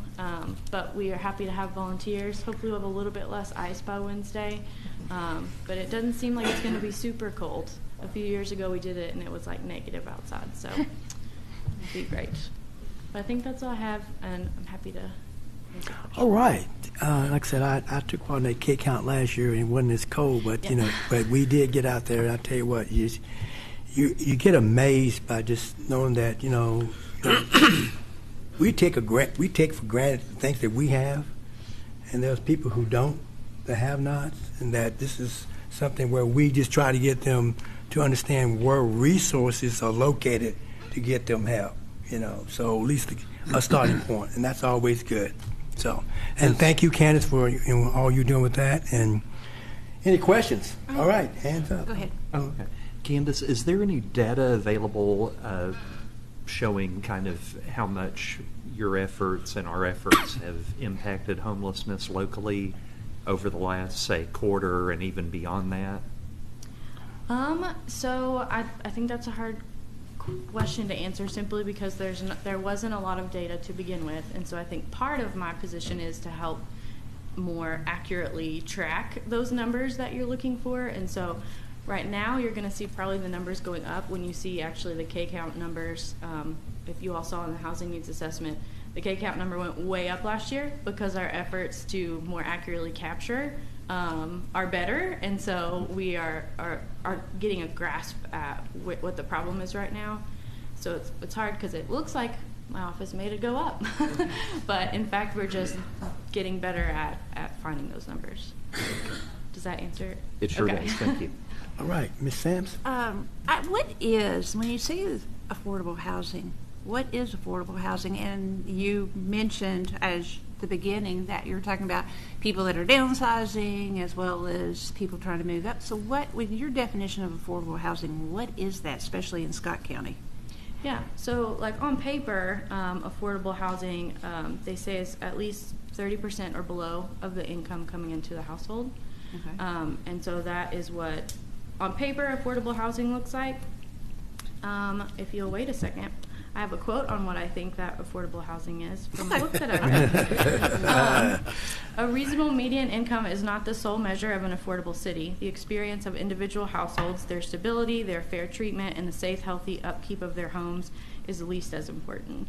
And that's from the Affordable City, the book. So I think people being able to afford the housing that they're in, but also being safe and not being able to see the sky from inside their building or walk into bugs every day, things like that. Okay, so this is really geared more to less income, people of less income, less means, homeless for your department, correct? Well, affordable housing is really a city-wide issue. And so if you ask me what causes homelessness, I would say affordable housing, because we need more units. And to do that, we need more units across the board. Because I think there are a lot of people living in units that they don't want to be living in or aren't appropriate for them. And so I think really building units in a lot of different categories like senior living or starter homes will relieve pressure in different areas, and we'll be able to open up units on the lower end. So more building of homes in general is what you're saying. Units in general would be helpful at this point. And so you're looking, because I've just been thinking about that. Since affordable housing in Georgetown is not typical for maybe what's in a lot of other places in Kentucky for all of us, as you said earlier. Mm-hmm. So how are you going about doing this with something to say starter homes and something like that? Are you working with developers at this point in time to get them to do something, or? Yeah, we've been in some conversation with some developers and trying to be creative about how we can bring affordable housing in, because a ranch on 5 acres really is what we're trying to do, and that's not really working. Nope. And so it's something that we are in conversation about. Okay. All right. Thanks. Candace, can I have something? Yeah. You said, Yeah. the question you asked about the definition of affordable housing, you gave, an anecdotal from the book, kind of from the hard definition, and then that 30% of family income. The state, they have programs for developers that allow them to build affordable housing, and they have very specific equations, and those are community specific too. So I know Candace is familiar with that and can provide that information as well, just in terms of what that number looks like, and that will shoot out the number as in this is how much this unit has to cost in order to be affordable. So if you're not going to put this price point on the unit, you're not going to get our funding at the state level. So that's how that's a lot of the way that the development community is able to build affordable housing. If you have a typical developer versus an affordable housing developer, the gap between there is that mechanism through, in this case, Housing Corporation. So if you're not using that state state entity provide that incentive? Are there local incentives that the council or fiscal court might want to provide? And that's also part of what, after the housing needs assessment, is going to be considered. And ultimately, you all would have to decide if that's something you do or not. But local governments have found ways to incentivize it. It's just a question of whether that's a fit here. But I know, Candace, if you kind of pull that equation from KHC, I think that adds to the answer to your question. Okay. Yeah, because the property here is just, I mean, it's outrageous. And so it's hard to, how does a developer come in and buy property and then turn around and do affordable housing because they're in the business of making money, of course. So it's just, that's a question that's just been turning in my mind for affordable housing in Scott County. What does it really look like? So just a question. But, Okay. Go ahead. Thank you for all the work that you have done. It's a process, and bearing fruit comes slowly, but the way that we're doing it from the ground up and getting the proper data, that's, as Karen can attest to, if you don't have the data, you're not going to get the grant. And so we've got to go through this process, and I think everybody in town is frustrated about affordable housing, and rightly so. But I think we're moving in the right direction. At some point, you're going to be able to bring back to this council, and Karen will be able to bring back and say, okay, we've got a matching grant for this, we can incentivize this if we want to carve out of our budget this. And then you have to look at the budget and say, okay, this or this. And I hope that we will be able to do something. One question that I have moving forward, just to throw into the bucket of visionary thinking, is I noticed in your report that there's 1,424 vacant city properties, or properties, not necessarily owned by the city, but vacant properties. Is that just Scott County or Georgetown? Just Scott, throughout Scott County. Throughout Scott County. I think those could be mined at some level to repurpose. So I'm sure you're thinking along those lines, but when I saw that statistic, I thought they're vacant. yeah. Thank you for pointing that out. Anyway, oh yes, Mr. Minke. Yeah. Candace, thank you for the primer on housing for a new council member, so thank you very much for that. For the needs assessment, I know I saw the draft and participated in at least the surveys, trying to help with that activity. But I guess what direction was provided to the consultant in taking that draft and to get to the final? Because I think there was a lot that was very generic in the draft, and it needed a lot of work. And I'm just curious, what kind of feedback from all of those inputs were they provided to kind of set the stage for what we're going to see in that final draft, and to be able to digest that and be able to comment further? I think, draft is a draft for a reason. Sure, right? sure. And so I did provide a lot of feedback, and we got some other feedback for that, and that the consultant has taken that under consideration. So I'm hopeful that the final piece is much more fruitful and has more for everybody to chew on. So. Sure. The other comment that I'll make is, I know this is it's an issue across the state and across the country, actually. And I know with this being a short legislative session year, it's going to get discussion during the session, but with it not being a budget year, you're probably not going to get much definitive financial support this year, and so that will be next year. I'm just curious about making sure that we're staying connected. I know we talked about it at KLC last week, and in a couple other areas I've been in, that's been one of the top topics for the legislators. So just staying connected to that and kind of building that into this final report as well. Yeah. Thank you. Thanks. Right. Yeah. Do you see, Candace, the proliferation of short-term rentals causing any kind of problem with affordable housing? It seems like anytime there's a house for sale that's under $200,000, that somebody that doesn't live in the city snatches it up and turns it into an Airbnb. And I mean, that's just the perception I have. Does that play out? Yes, so that's in pretty much every conversation, conference, training that I'm attending. People are talking about short-term rentals and the effects that they're having on communities. Until like a week ago, I lived downtown and realized I lived down the street from like 4 Airbnbs. And so, yes, it is a part of the affordable housing conversation, and I think cities are starting to experiment with how they pay attention to that, regulate that. And so I think in the future that could be a discussion the council would have on what do we want to do about that, if anything. But yes, definitely part. Absolutely. All right. Go ahead. Go ahead. Yeah, Candace, thank you for the update. You mentioned planning and zoning. Are we currently working with them? And you said you're working with developers, but is planning and zoning involved in that? And the reason I ask this is, I've done a little research on it myself, and it seems like, with planning and zoning regulations that we could ease some of those and encourage developers to come in, and even with state and federal grants, that seems to help out a lot. Are we currently seeking that, or are we going that way? Yeah, so I've talked to planning and zoning pretty frequently, and I know that Holden, I think I was one of the first people that Holden met with, and so I know that the goals and objectives that are outlined in our housing needs assessment, many of them overlap with the goals and objectives of the comprehensive plan. And I know that Holden will be consulted on that before we bring that forward.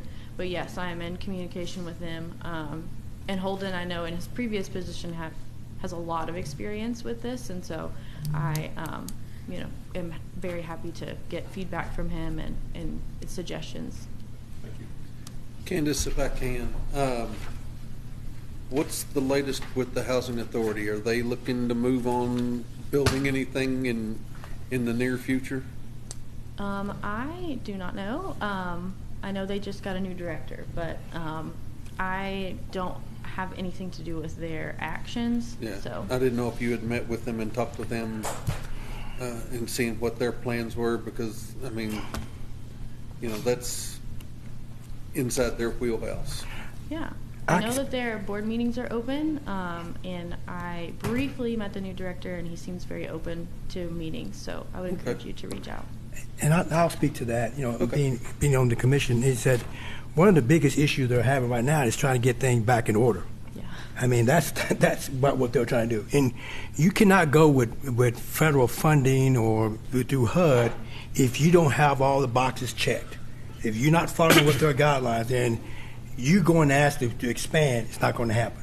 So right now, what we're trying to do is we're trying to plug some holes up and get some things taken care of. They had an audit done where a group came in and actually looked at the housing authority, and they identified some areas of concern and told them what the corrected action plan should be for them to make sure this is taken care of.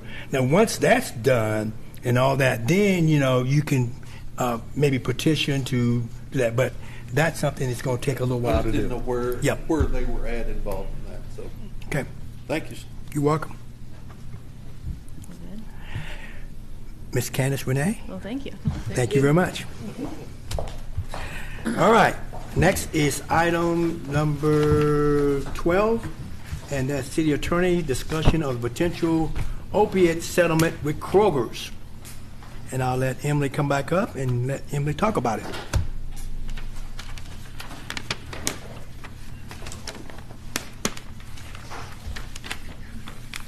All right, hello again. So this is just intended to be kind of an informational update for you. You do have an assignment to think about. It's not really an assignment, but there's a deadline coming up that we need to decide what we want to do. But you may have heard in the news recently, the Attorney General's office announced a settlement with Kroger related to their pharmaceutical operations in the state.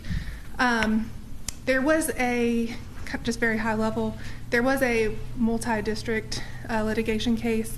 The Attorney General's office, instead of participating in that and reaching a settlement through that particular case, decided to pursue action against Kroger directly, and that's where this particular settlement comes from. I just mentioned that higher level case just because the terms and conditions of this settlement could, it is contingent upon the settlement of that bigger action. So just briefly, the background there. But basically, our counsel that has been retained for these opioid-related issues, they contacted us and they recommended that the city, if you choose, actively opt in or participate in this settlement. The way it's structured under the law that the General Assembly created for this opioid-related issues is that with these settlements, essentially the state gets half of the money, and then the other 50% is divided up by the local governments that participate in the settlement. According to our outside counsel, that deadline to submit essentially the participation agreement is February 17th, I believe.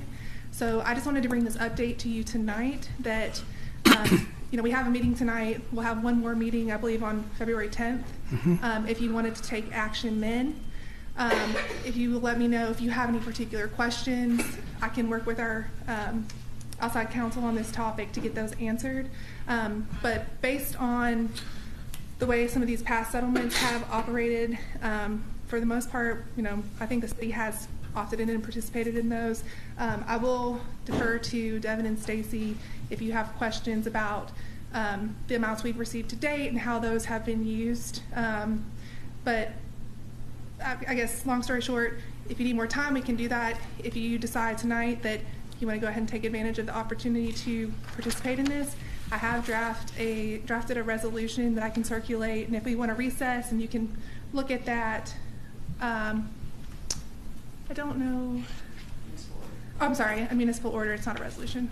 I apologize. I have not circulated it. Okay. Because I wanted to wait on what your direction would be. But that is kind of just that's the update. We have a decision point ahead of us on whether to opt in and receive settlement funds through this statewide settlement. Mayor, I have a question. Go ahead. What would the negative be to accepting money from a settlement? So the consideration in participating in the settlement is that you would release any potential claims you would have against Kroger, so you would not be able to pursue further litigation on this issue.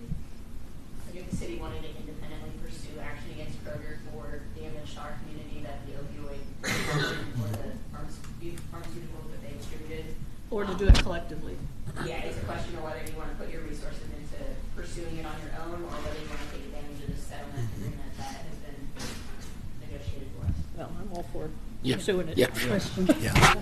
So if it takes a motion, I'd like to do it. Just a quick question. We did something similar to this 2 or 3 years ago. Am I right? Yes. And the money that you get has to be used in a specific way, right? The funds that you receive through these settlement agreements have to be used on the abatement of opioid use, those issues in your community. Yeah. And we can distribute an update to the full council, but to date, there are a handful of settlements, but a number of names you'll see. So you'll see the large distributor settlement, which is the biggest one, but then you'll see Janssen, Teva, Allergan, CVS, Walgreens, Walmart, and McKinsey. So all those different organizations were under settlements that end up with them distributing funds to us. Some of them are over 9-year periods, some over 13-year periods. So you can't guarantee exactly when you're going to get the money. They could pay it, they could front load it and pay everything tomorrow, or they could end up paying it per the agreement over that time period. But we can distribute to the council total payment amount, projected payment amount over the life of these settlements. Like I said, up to 13 years. But full transparency, the only use that the city has made of the funds to date is to fund the recovery support coordinator position at the Georgetown Police Department. We can ask them to come back. Corey Council is his name, and then the recovery support team. They've done a great job in the community. They did a presentation on their activities, I think last fall. But can do it again. So that's today the only use of the funds. Emily, can you have a resolution for the next council meeting? And then get the information ahead of time, that way we can see it, and we'll just do the resolution the next time. Absolutely. Oh, just to clarify, we also have paid our legal counsel. That is another thing. Yeah. Yeah. Now we will use the funds. Yeah. So, go ahead. Are there any other groups out there that are going to do something similar to what Kentucky has done that we could be a party to, or are we strictly on our own if we didn't do this? So I have a little summary from our outside counsel. It's a little complex, but the way, my understanding, a lot of this, the litigation related to the opioid claims, I had mentioned earlier, there's what they're calling like multi-district litigation cases, and so they've taken all these claims and these lawsuits and kind of condensed them into one case, and so there could be claims in that are still pending that could be carved out and addressed the way the state has here. There could be new claims that no one has filed yet. I think the more that they study this topic and figure out where those where the impact points are, that could open the door up to more litigation. At that point, you would have different people coming out to advocate and pursue their claims. I think for my understanding, a lot of the claims are based on, I think initially, are these businesses physically located in your community? If they're not here, it's hard to say that there's that direct impact. But also, if you share a border with another city and that's the only place that you can get your prescriptions filled, that sort of thing. So there's a lot that goes into it. So not a great answer to your question, but there's also another part of this related to bankruptcies that is much larger, and I won't lie, that's a little over my head. But our outside counsel is monitoring those, and they do provide updates as they learn or as things change in these cases. Yeah. To answer your question. Yeah. Right. I'd be supportive.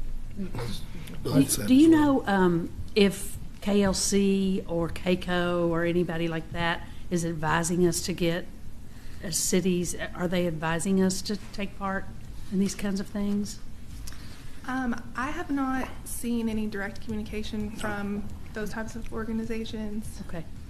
I just figured it would be a popular subject and one they might address, between cities. I'd be happy to look and see or to ask if they have. It sounds like a no-brainer to me.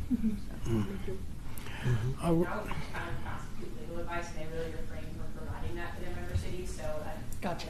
I know they've taken they've focused on awareness around it. I know they've held a webinar or two. That's been a while since that happened, but they try to educate their members on the topic. But I don't think they're willing. We can ask about. In my experience, they're not willing to say we recommend. Gotcha. Right. Gotcha. Yep. Who is the outside attorney that you're working with?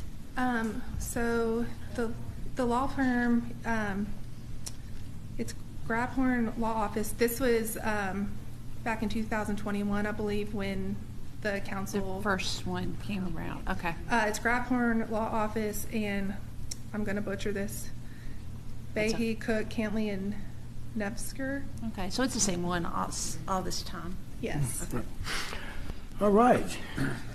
So if you're all in agreement, we'll just, we'll share information just like we said, but we'll just plan that at the next meeting on the 17th, on the 10th, municipal order on the agenda.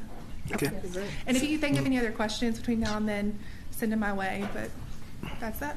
Thank you. Thank you, Emily. So we're in all agreement that on the next meeting, which will be the 10th, that she would have drafted this municipal order to do that with, and I'm sure everybody, from what I'm hearing, everybody pretty much is supportive of this idea.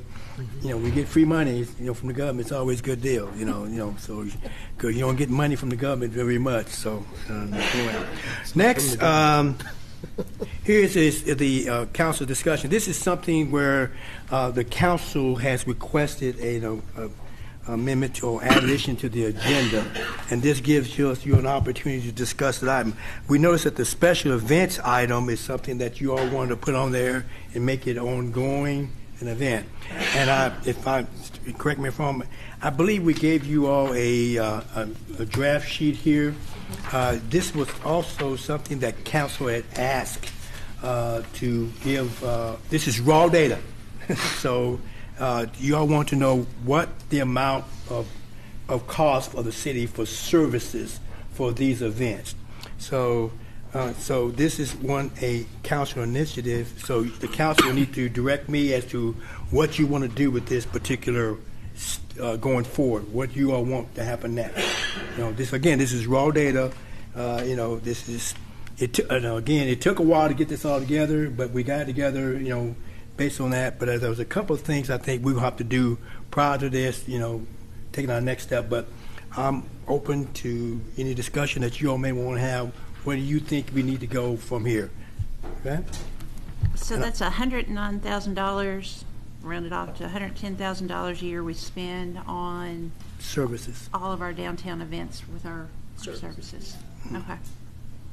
And I believe that, and correct me if I'm wrong there, on this, that this is, police, fire, public works, anything to do with it, where the city has to provide some service. Dev, am I correct on that? Yeah, it's broken down by category, so you can see PD salary, OPO salary, and then it goes through, any supply that might be needed. As the mayor said, these are estimates, but I think you can assume pretty close. And ultimately, this was requested by you all, but hopefully this can help mold the conversation moving forward, because one of those items that you all specifically were talking about was whether we should be recovering the cost of these events, or whether there should be some events that can be classified as civic sponsored. So if all those things are within your purview to discuss, but hopefully this information is helpful as you discuss that. Okay, So, I'll get to you first, and then I'll get to you, Mr. Mickey. So go ahead, Mr. Hampton. Thanks, Mayor. Just looking through this, I think I have identified about 10 that are civic sponsored, which would be, I guess city or whatever. That cost is $75,500, which is about 70% of the total cost. The others are for private organizations or nonprofits. So just to add that to the conversation. Okay, Mr. Minke? Yeah, thank you, Mayor. So in these dollars, do we have any damage, replacement, damage and those kinds of things, or are all these just city services to support? That was part of a conversation I think we had as well. Well, or just that we had to repair because of damage due to the event. That was not contemplated in this. Okay. We can ask if that information is available. My guess is that it's not as readily available as Sure. these, which were multiple items on overtime costs. But Right. we can ask our risk manager if he has Okay, anything about great. Because that was one of the conversation points the other day. Was that something that you think you would need to have to help with, knowing what kind of damages, if we had to pay damages, like for somebody had an event and they end up tearing up stuff and we had to go in and actually have to replace it. Right. Okay. Well, Is that what you're asking? Yeah, because part of at least the rough draft that was out there, as a talking document, posed the potential of being able to do that. Right. So just being able to be transparent about that. Is the insurance that they get in order to have the event not sufficient to cover damages? So, Yeah. Yeah. And I don't know what. I mean, we require that, right? Yeah. Tracy, can you tell me, usually for most of the insurance, what is the value? Is it $1 million? $1 million policy on that? So we would have to make a claim from that, so if they have damages, and correct me if I'm wrong, so if we have damages that we have to incur, we just make a claim against their insurance on that. Is that correct? Okay. If you look at this at 100, rounded off 110,000, actually, then you go up here, since just starting to look at it, Festival of the Horse and the Chili Cook-Off. Of course, it's a 4-day event, but it's 53,000, so it's basically that one event is half of this. So honestly, outside of that, $50,000 rounding, $50,000 is what it's costing for all the others. So there again, like, how much does it, like the Horsey 100? That's a big tourist event, and so it costs $2,800 for us to help host that. So, but how much does it bring back in tourism on that one? So those are things that kind of, so this is quite interesting, what's been handed out here. And even one of the ones that we've kind of fussed about with is the car show. That's really cost the city very little money as to output on that, just an inconvenience of that, maybe more so. So maybe there's something with this is just as we look through it to go through here and see, are these two, because there's a lot of events actually. Look at October, 1, 2, 3, 4, 5, 6 events in October. So is maybe that the pressure? We're putting too much pressure on having too many events in 1 month. Because May, of course, I know part of that's the Horsey 100 and graduation, so we're not going to change graduation by no means. But if you look at all this, there's a lot of pressure sometimes in 1 month. Yeah. So maybe this is just a thought as we're just discussing and thinking. Maybe we have less events, or we pull back how many events can be in each month, and maybe something like that. Because the $53,000, if we actually take out our events that are definitely the city events, you're not talking about that much money that it's costing us in the big scheme. But there is a lot of pressure on a couple of these months in here that we're doing events. Just a thought. Yeah, you go ahead. If I could ask the chief a question. Chief Allgood? Yeah. Chief Allgood, I noticed that the Schoolhouse Champion 5K is costing the city $3,021.89. If that was moved to a different location, I mean, why is that seemingly more expensive? What it costs to the police? And if we moved it to a different location, would that decrease the cost of your service?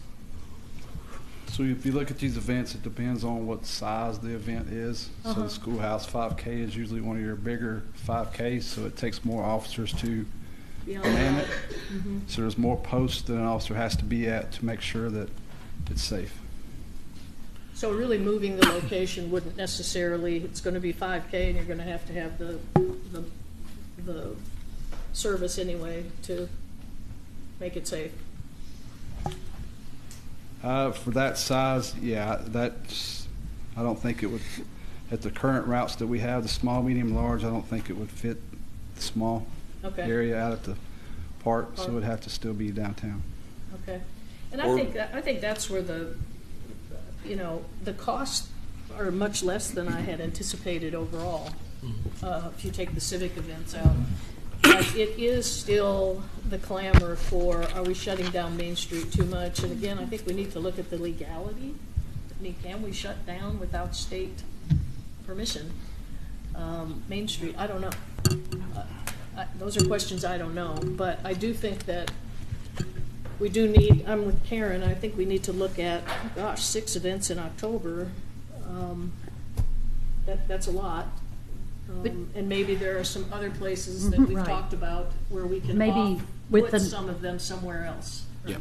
We do have other options now that we didn't have before. Exactly, like the pavilion and the county park. And, In the 5Ks, especially the medium and the large ones, we could very easily send those out to the business park. Yeah. And have them go out there. Yeah. One of the biggest headaches we've had that I had last year, and I know you heard it too, Willow, was that when a car show was going on downtown, there was a 5K going on at the same time, and they were competing, trying to shut down Main Street at the same time. So, I mean, that's, shutting down Main Street and affecting the businesses, that's, that's probably the biggest headache that we've had. And that can be the same headache that you have at the business park, depending on when it is, where it is, and how big it is, given what the work schedules are and things like that. In some cases, it may work out perfectly fine because they're not working on a Saturday. But if they are working on a Saturday, they have just as much traffic going in and out as they would on a normal workday. So, communication is the key, and a plan and a standard are the keys around all of that to be able to come up with the best solution for the community. Mr. Crisp? Yeah. I've had multiple downtown businesses reach out to me over the last few months, and the ones that have reached out to me about these downtown events would like to see a significant decrease in the events for a lot of the reasons that have been mentioned just in the last few minutes. The traffic, but also a lot of times the people that are attending these events, including the organizers, they don't really patronize the businesses that they're coming in and using Main Street. They actually kind of create a lot of complaints and complain about the businesses when they go in to use the restroom. There was one, had a conversation a couple weeks ago. There's somebody was coming in and complaining about the prices of one of these businesses as they're going and using the restroom for free all the time at this business. And so a lot of these business owners would just like to see that decreased. I think a lot of them would be fine if we could motivate these events to go over to the new pavilion area and just kind of give them their own self-contained area and free up Main Street a little bit. If we send them over to more of the self-contained areas, even like if the runs were out at the business park or put the concerts in the pavilion or whatever, wouldn't that decrease some of Public Works' responsibility and maybe some of what Public Works has to do here? It looks like when you do the runs, Public Works has skin in the game and PD has skin in the game. Is there any way to... Robert, come on up. Changing On the locations. runs, there's a couple of the runs that they asked us to be there. Mostly on some of the runs, all we do is put out the barricades. PD will block the street, and then they'll pick the barricades up. I think if you look on that thing, you'll see several that just says $60. Yeah. I'm just figuring that 2 hours, putting 1 hour for putting out the barricades, 1 hour for picking them up. You have on here, which one is that? There's the parade that's on here. We're just see which one. And I can't find which one. Oh, the fireworks out of County Park. That's kind of our thing. What about the Kite Festival? That looks That's not approved by y'all. That's a Georgetown Club, I think, who does that.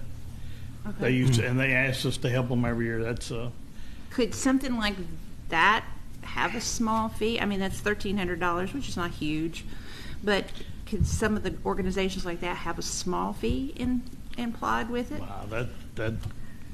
That would be your call. It wouldn't be mine. I mean, we send what they request. They request, like the Georgetown Club on the Kite Festival. We have to go out there Saturday morning and help them set up They set up like a barrier where the people can go and can't go and fly the kites, and it's usually an all-day event on Saturday. We've been doing it for several years. So you all help set that up and then come back and take it down? Yeah, well, most of the time our guys are there all day in case they need something, with empty trash and stuff like that. Could maybe some of that be negotiated out? Yeah, and I'm changed? sure it could. I mean, It's just, all I've been told in the past is you provide what they ask for. and I feel like it's a public service. I feel like that It's an downtown, event, downtown Georgetown, Main Street is Georgetown. Any city would say that our downtown is it's a reflection of our town. And to have our police force and our public works people and our firemen taking part in the events and being around is a very positive experience that I don't think that this is enough money to damage our relationship with our citizens who expect to be safe when they go to these events. I mean, that's just my personal opinion. And I do feel like I feel like the races that come through downtown Georgetown, it's almost like downtown Georgetown is supporting the Finley 5K. And I mean, it's not a direct support of it, but it implies that we're a part of these causes, and to send it out and where people don't even come through our town, I think it doesn't sit well with me. I feel like that the many cities kill to get people downtown. That's what they want, Main Street. And we have other options down behind Main Street now. And I just feel like that to blanket say we need to move these things out in the county where they're not going to be around people, yeah, but are they as interesting as when you're running through, a sweet little town? Or, is it interesting to run around a business park? I don't think so. Well, one of the things that we're, I don't want to call it fighting, that we're dealing with is, it's not just the businesses that are constantly upset by Main Street being shut down and all the events that are going on. It's the residents in downtown.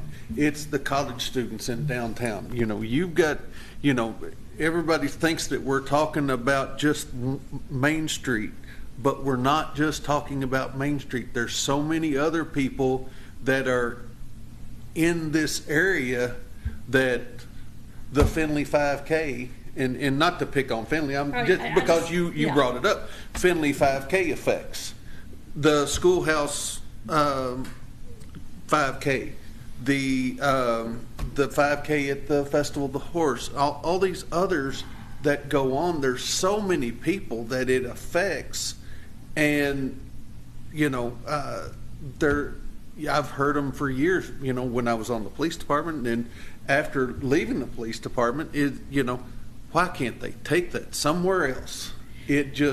We can't get to our house. We can't leave our house, and it's an hour or two. And it's not only, the parades and everything else that it causes, it wreaks havoc on. So to say that, it's the beautiful downtown, well, it's great that it's in the beautiful downtown, but when you talk to the residents that say, take it somewhere else. But what about the residents who are running in it? Let's see. Only 5K that really a lot of residents run in is the Finley, and that's it. Well, in the Horsey 100 or whatever, like the bike race and the things like that. Most of those come from out of state. But doesn't the downtown want you to come and live at Georgetown College and come downtown? And they blow through and they're gone. I don't think so. I see them all over. No, I mean, but when they're riding, they go through and they're gone. When they come back, there's some that come downtown. There's a lot of them that go over there and they crash out and go to sleep. Yeah, I thought they lived at Georgetown College, so. They do. Yeah. But so they have to eat here. Most of them bring, and I'm not, I just know when from working over at the college. Yeah.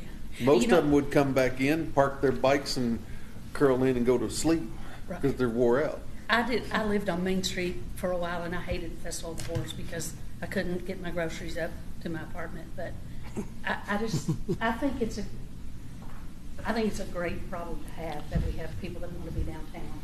And I do think we should divert some of the car show having 7 events. Mm-hmm.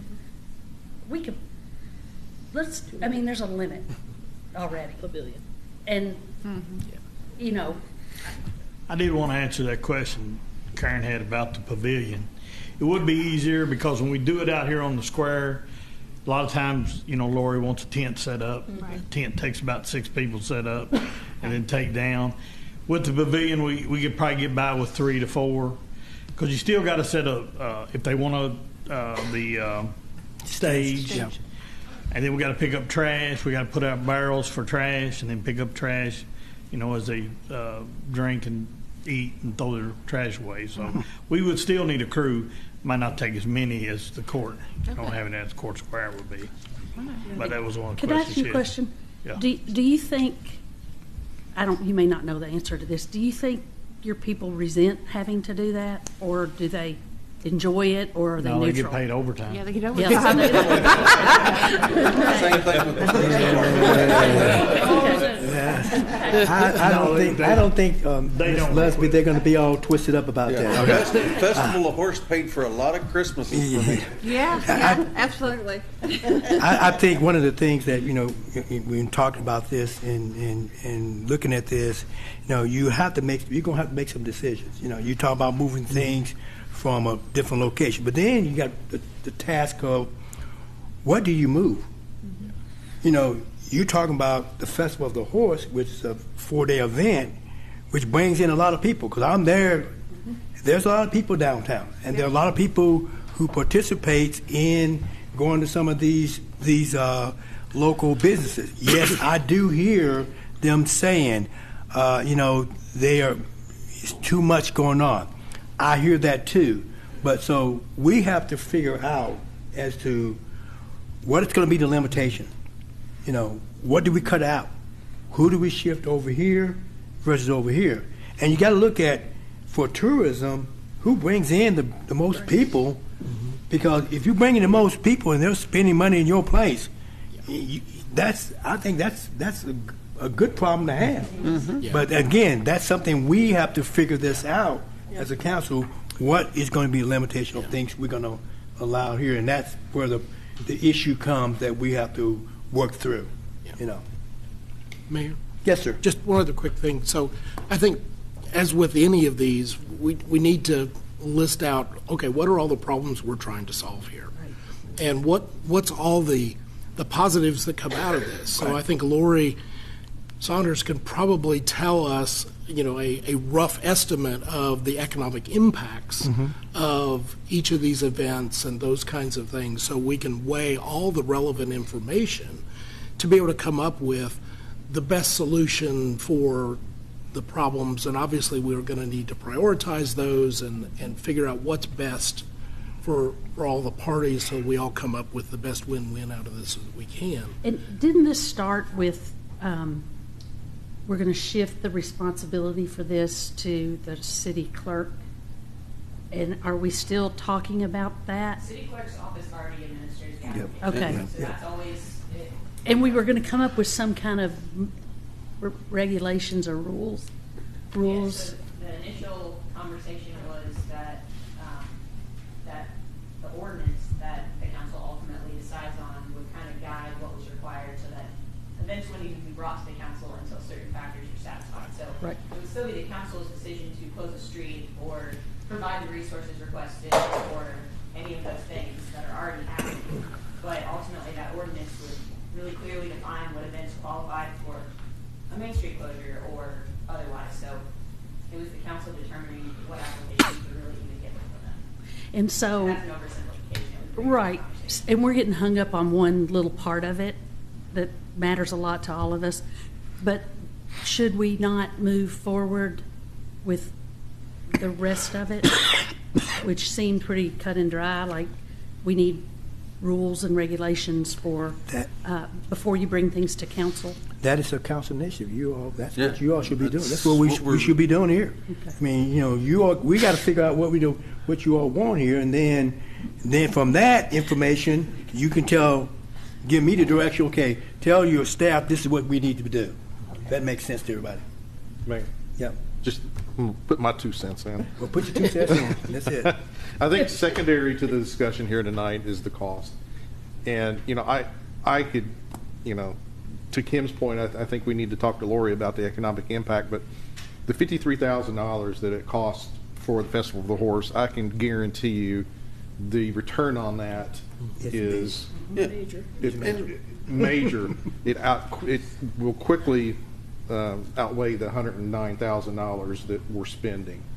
And that's secondary. So I really think we need to focus on, I think the original, the original discussion, or what brought this about, is the frequency of which Main Street is shut down. Yes. And, what months and by whom.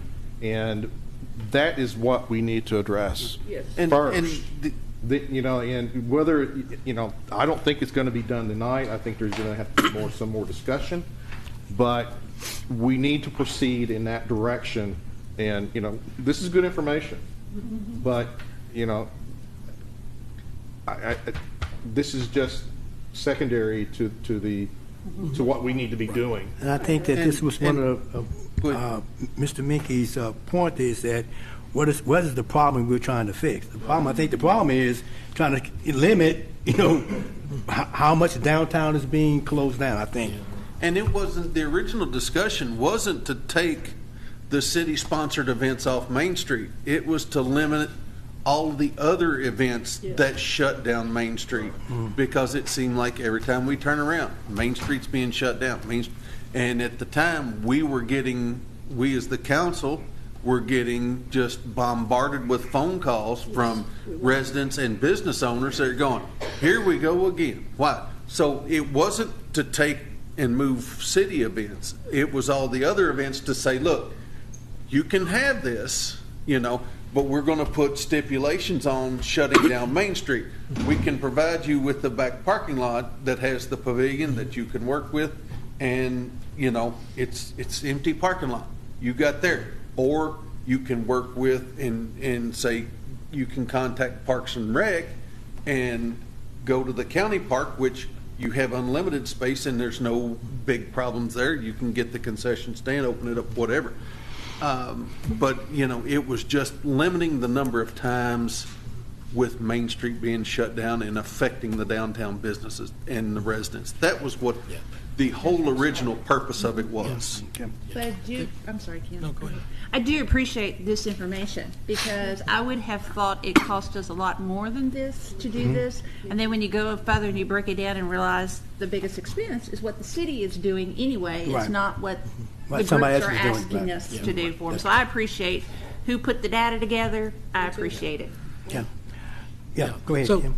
as a new person, I think it would be helpful for me to understand the clarity of what is a city event, what qualifies as that, how do we decide that, and how many do we have, out of this, so that we're all talking the same language, and that way we can be very clear about all. Well, Lori Saunders, if she shows up, that's generally the good idea. The only other ones that we added in, that we thought about adding in, was the MLK March, because it is a whole community event.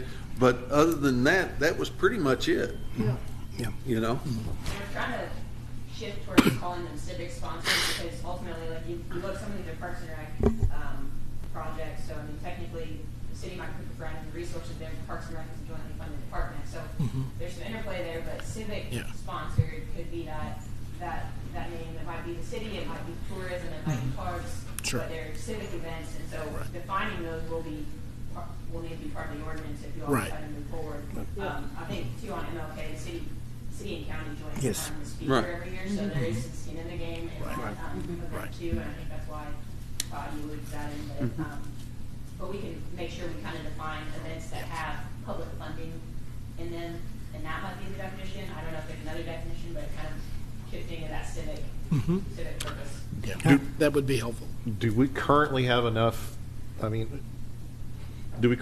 information for an ordinance right now? Or do you need more direction from this council? In the ordinance, you still have the most up-to-date draft. The feedback that I heard tonight is that it doesn't seem like there's that much concern over the costs. So ultimately, even though we kind of have that on the books, that's something that it sounds like the council might be interested in removing, but also probably keeping tabs on that, because who knows down the road what that could be. But defining exactly what events can get to council for a Main Street closure, it sounds like civic sponsored are the only ones. There'll have to be some conversations about the pavilion rentals and those processes, which are still in the works now that that's kind of in its fledgling stages. But I think a couple modifications based on tonight's conversation, and then a new draft based on that. We're getting close. I won't speak for Emily. I think the other thing is if we do have alternate locations, to be able to put some definitions around those and get the necessary feedback from those impacted by those alternate locations as well, so that we don't create another problem. Are you talking about you having some conversation with residents or anybody else that affected by that? Wherever the new location is, being able, so we don't have this problem again. And also having conversation with people in the resident area if you're going downtown, because you need to let them know we're going to do this, and give them, I hear you. So Emily? Just to call out some of the points where some direction is needed. So definitions, the first section of the draft. Right now, it's pretty broad: applicant, permittee, special event. So if you're wanting to carve out a civic sponsored, if that's the term you use, just to differentiate between an event that like some of the events that are brought to you by nonprofits, not by tourism, that is needed. I can research how other cities define it and provide you those recommendations. But if you also see an ordinance or you see a structure from your own research and you like the way that reads or that looks, like, feel free to also circulate that so that we can vet it. I think generally, we tried to set forth what are all the components in the application that what the information that you need to make these decisions are. We already collect information, about general description about the events, who's the contact, what are the dates, what's the rain date. Conversations from the last council, there were more questions about, what is your communication plan? What is,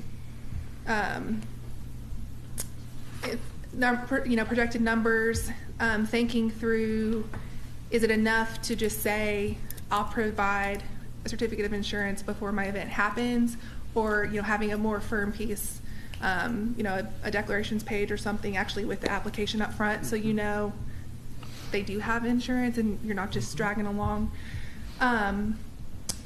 One of the things, and the number's not in the data you got tonight, but deciding if you still want to charge an application fee. Looking at other cities, it can range from $25 up to over $100. It depends. Right now we have $50 proposed. Do you want to charge people to apply for the event? You don't have to. And charging is the right word, but if you want them to pay that fee to help to recover that cost of kind of just this initial vetting process. Things that we've talked about, the car show, for example, there's language in here about how an event that's requesting essentially like a series of events, how you would navigate that and what that process is for you. So there's a lot of information in here that, it is on paper, but I will say from my perspective, I haven't received very direct, we like how this is, we don't like this, other than the question of around the cost and what those components look like. To answer your question about street closures, there is a section in there. I would argue that the state is the only entity that can close a state road. But for example, tourism, when Lori comes here with tourism, she usually attaches that encroachment permit that she's already received from the state, so it's okay for Main Street to be closed for that event. She's already gotten that permission.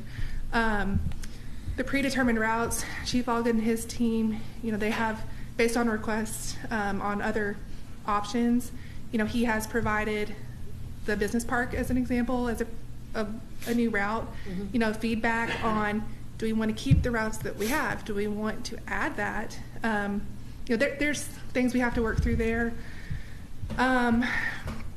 Just trying to breeze through some of these. Long story short, we could talk about a lot of things. Part of it too, if we switch the narrative from this deposit focused language, which is what's currently in here, and we shift away from that whole section of this ordinance would have to be rewritten. It would basically just be geared more towards insurance and the security plan. That'll take additional input from Chief Ogden and his team about what requirements an applicant would have to meet and present to you so that you feel like they've actually had the conversations with the police department. Do we have any problem with the current $50 fee and insurance? I mean, do we think that's fair? I do have, since Tammy asked that question, I'm just throwing it out there, just popped in my head. Since the 5K seemed to take up a lot of space on this agenda, and running through Main Street and closing it down, and what Tammy said, they like running here instead of going out to the business park where it's a little more bland or whatever. Point taken. But could that possibly be a fee that if you want us to close down the street of Georgetown for a 5K, then we're going to charge you X amount of dollars. But if you want to go out to the business park, we can do it at $50 fee. And that's why, that was one of the reasons why the $50 fee, the processing fee, was for Lori and for Tracy, and the amount of time that they spend processing those. That was one of the reasons why we put the $500 deposit in, because if you go down through here, The only events that are Georgetown College is $200. That's their graduation. Okay? We don't close Main Street. We don't close Main Street. Southern Nights Car Show in April, when it was really cold, was $900. It was still $1,000. So there's nobody on here that $500 deposit covers, a portion of what they're going to owe the city of Georgetown for their event. But that was the reason behind putting the deposit in, because we were giving them a service for free.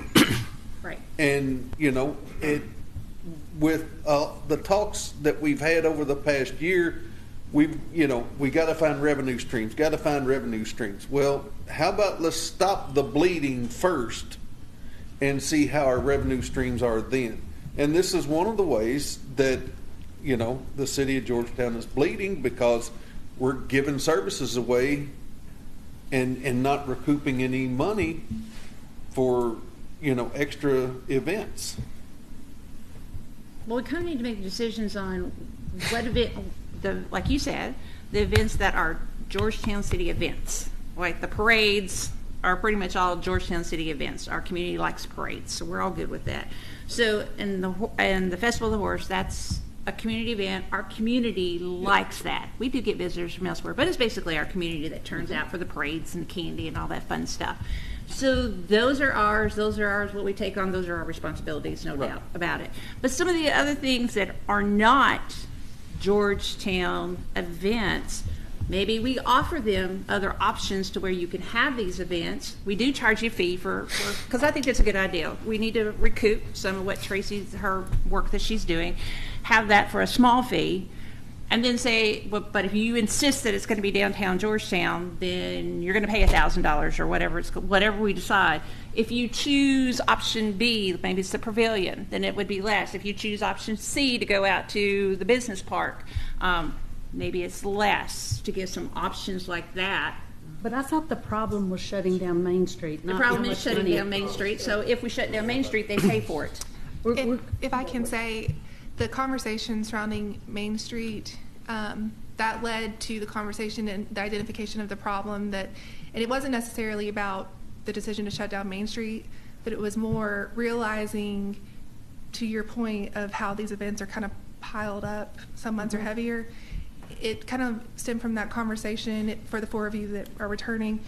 Some of the events, there was kind of a question mark of like, how do we decide, So that kind of led to why this ordinance structure was brought up, because it's going to give you direction and make that process for vetting these applications easier, to make it easier to make those decisions, so that you can say, under our ordinance, here are the areas that we've carved out for these types of events.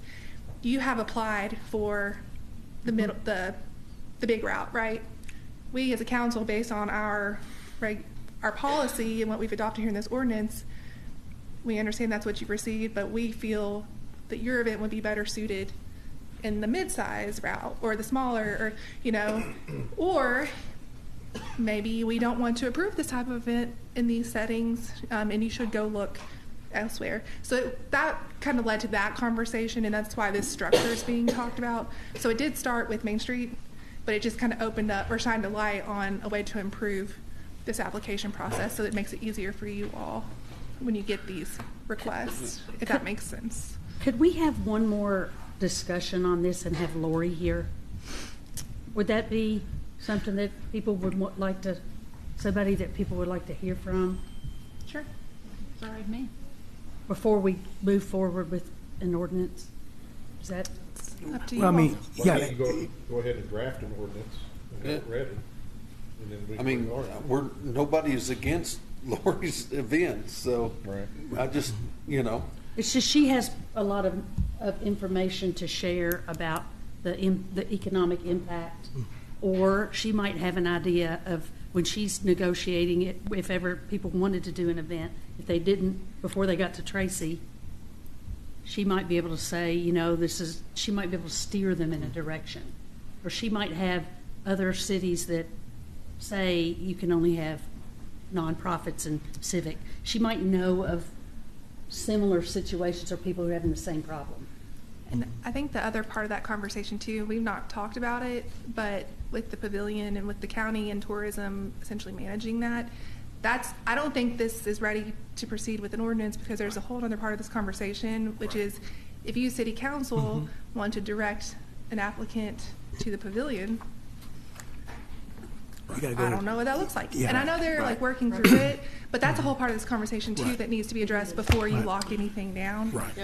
And that was one of the conversations that we had at the interlocal committee meeting, you know, to be able to put that on notice that, you know, that's a conversation we need to have. Because I think, again, I go back to, we need to put on paper what problems we're going to solve, and then look at all the potential issues around that and who are the stakeholders around that, and make sure we're getting their input. Because obviously tourism, other areas, other businesses, other residents are all going to be impacted as well.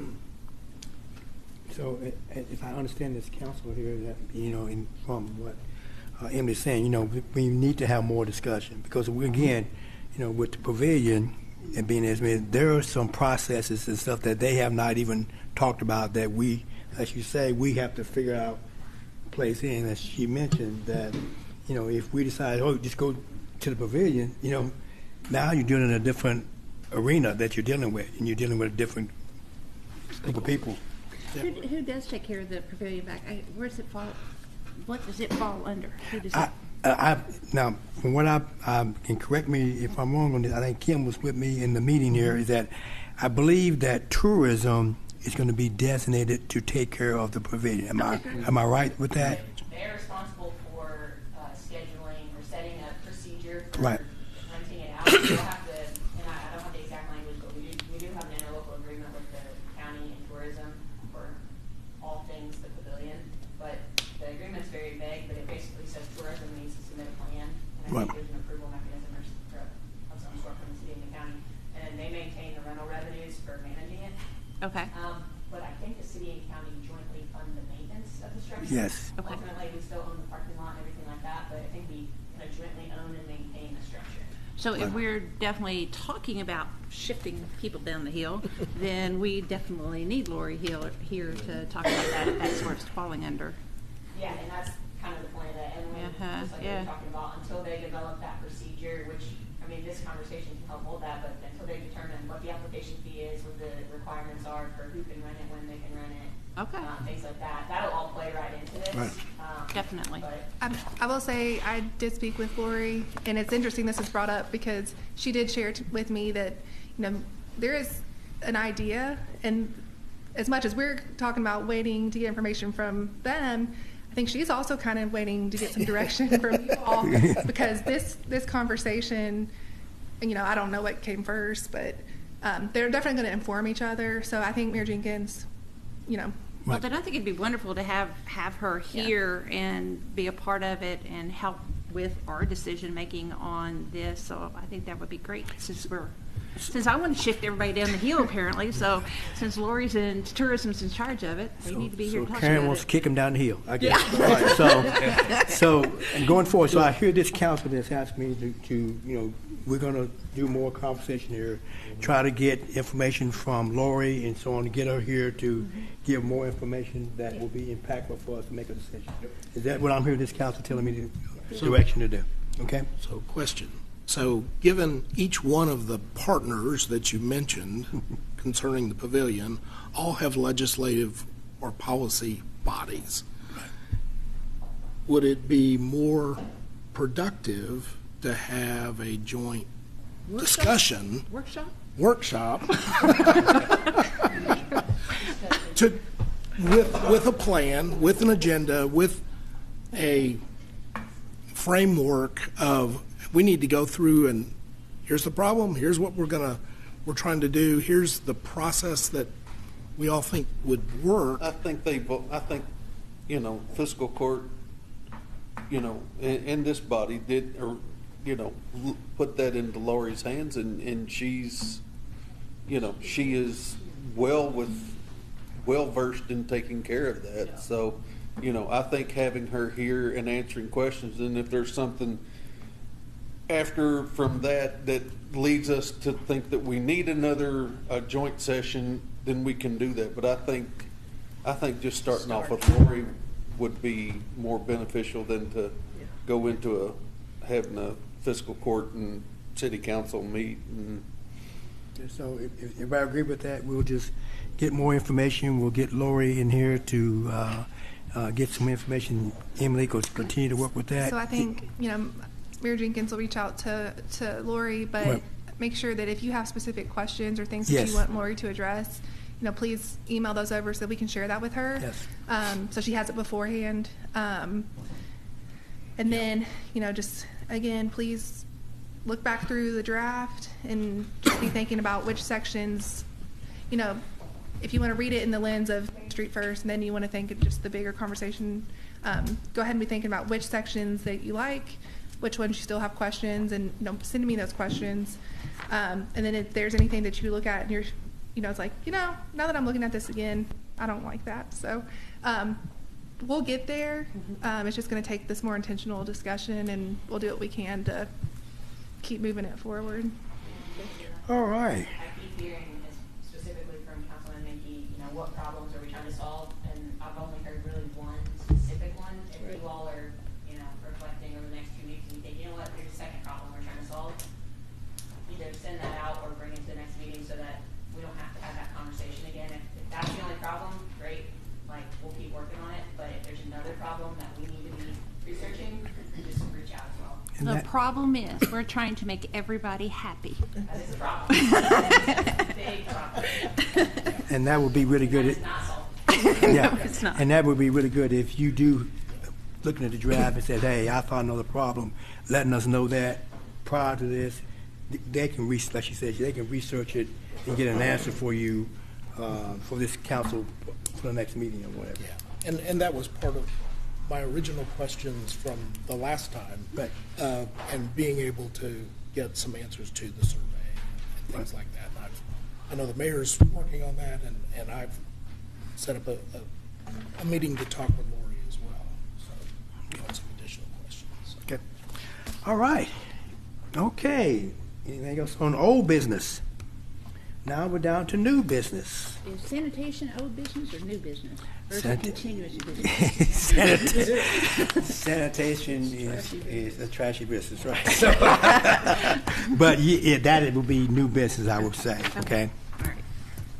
But I am in talking about the trash issue. Excuse me, the waste management issue. Let's put it, in proper terms. And I'm from what I have from council and as well as some of the constituents out there, there are some concerns that needs to be addressed. And like as I mentioned earlier, we're going to work the process of doing that and see where we are and maybe have to define a few things as what kind of service we expect of them and so on. On that, because that's the hot topic and for the community right now. And of course, this is not everyday circumstances, but Republic hasn't been the greatest partner to us.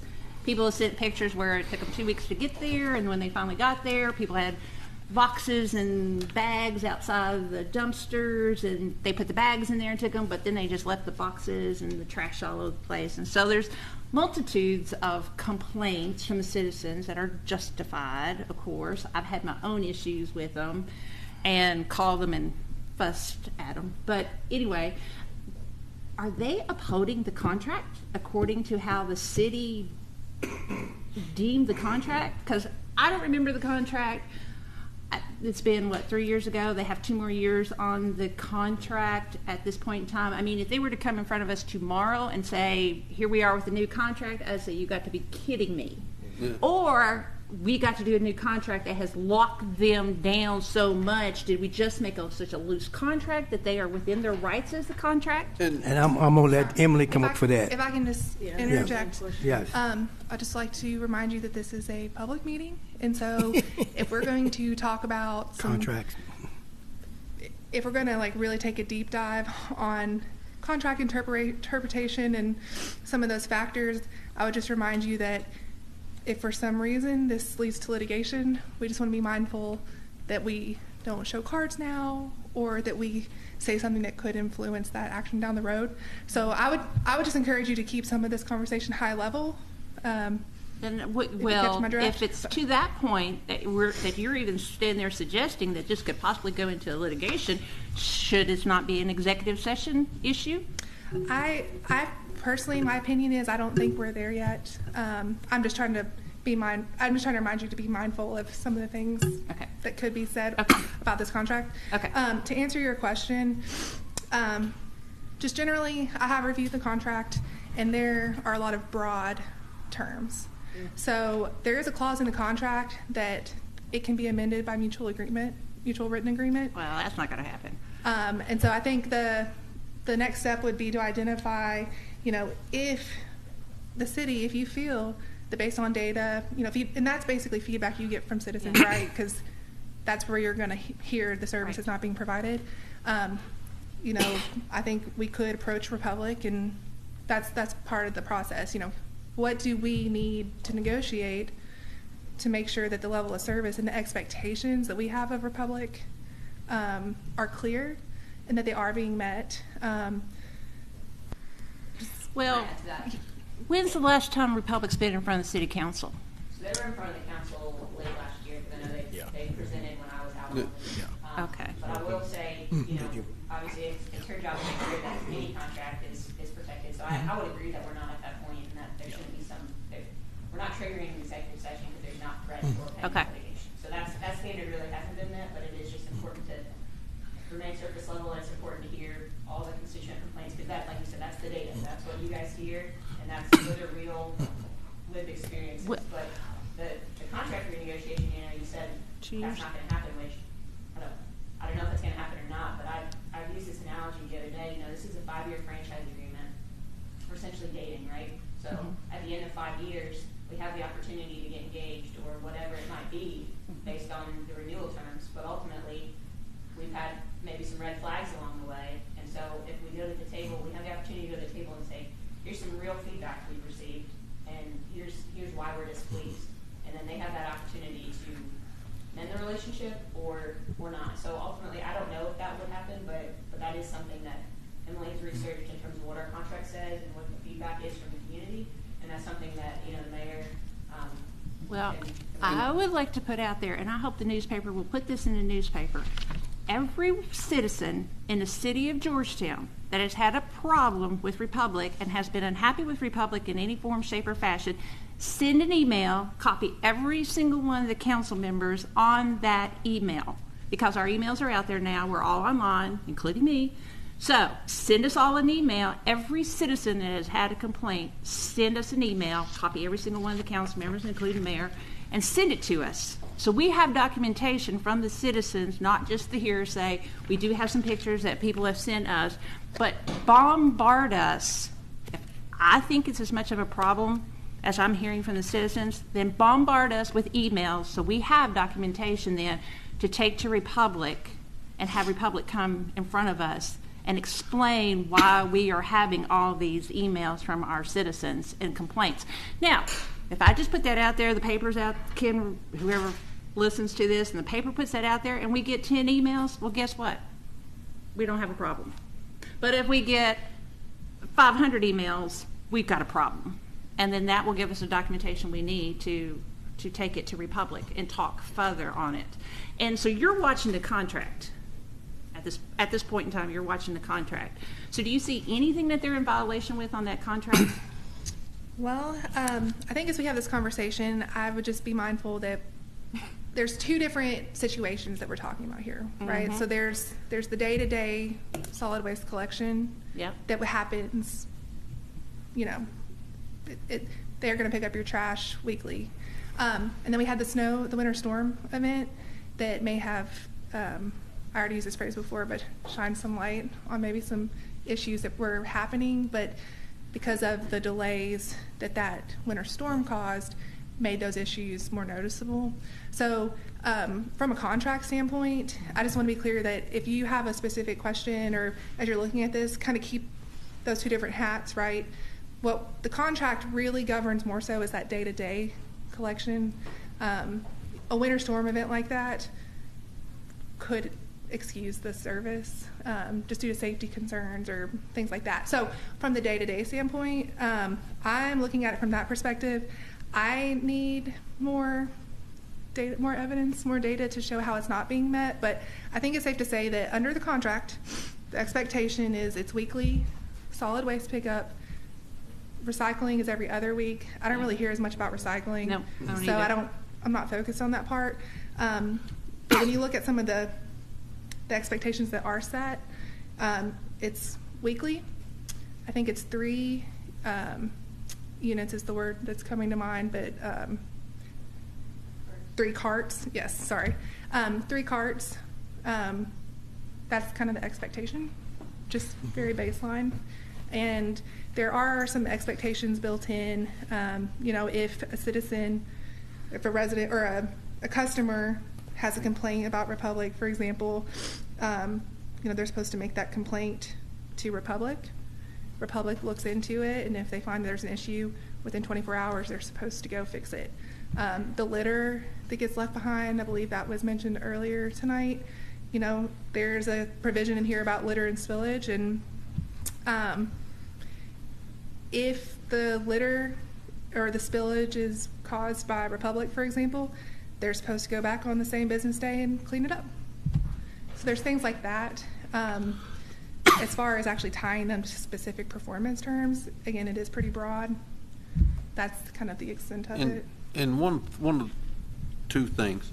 One, can we, and it may be to you, Mayor, to Devin or Emily, can we get a performance bond, what their performance bond is?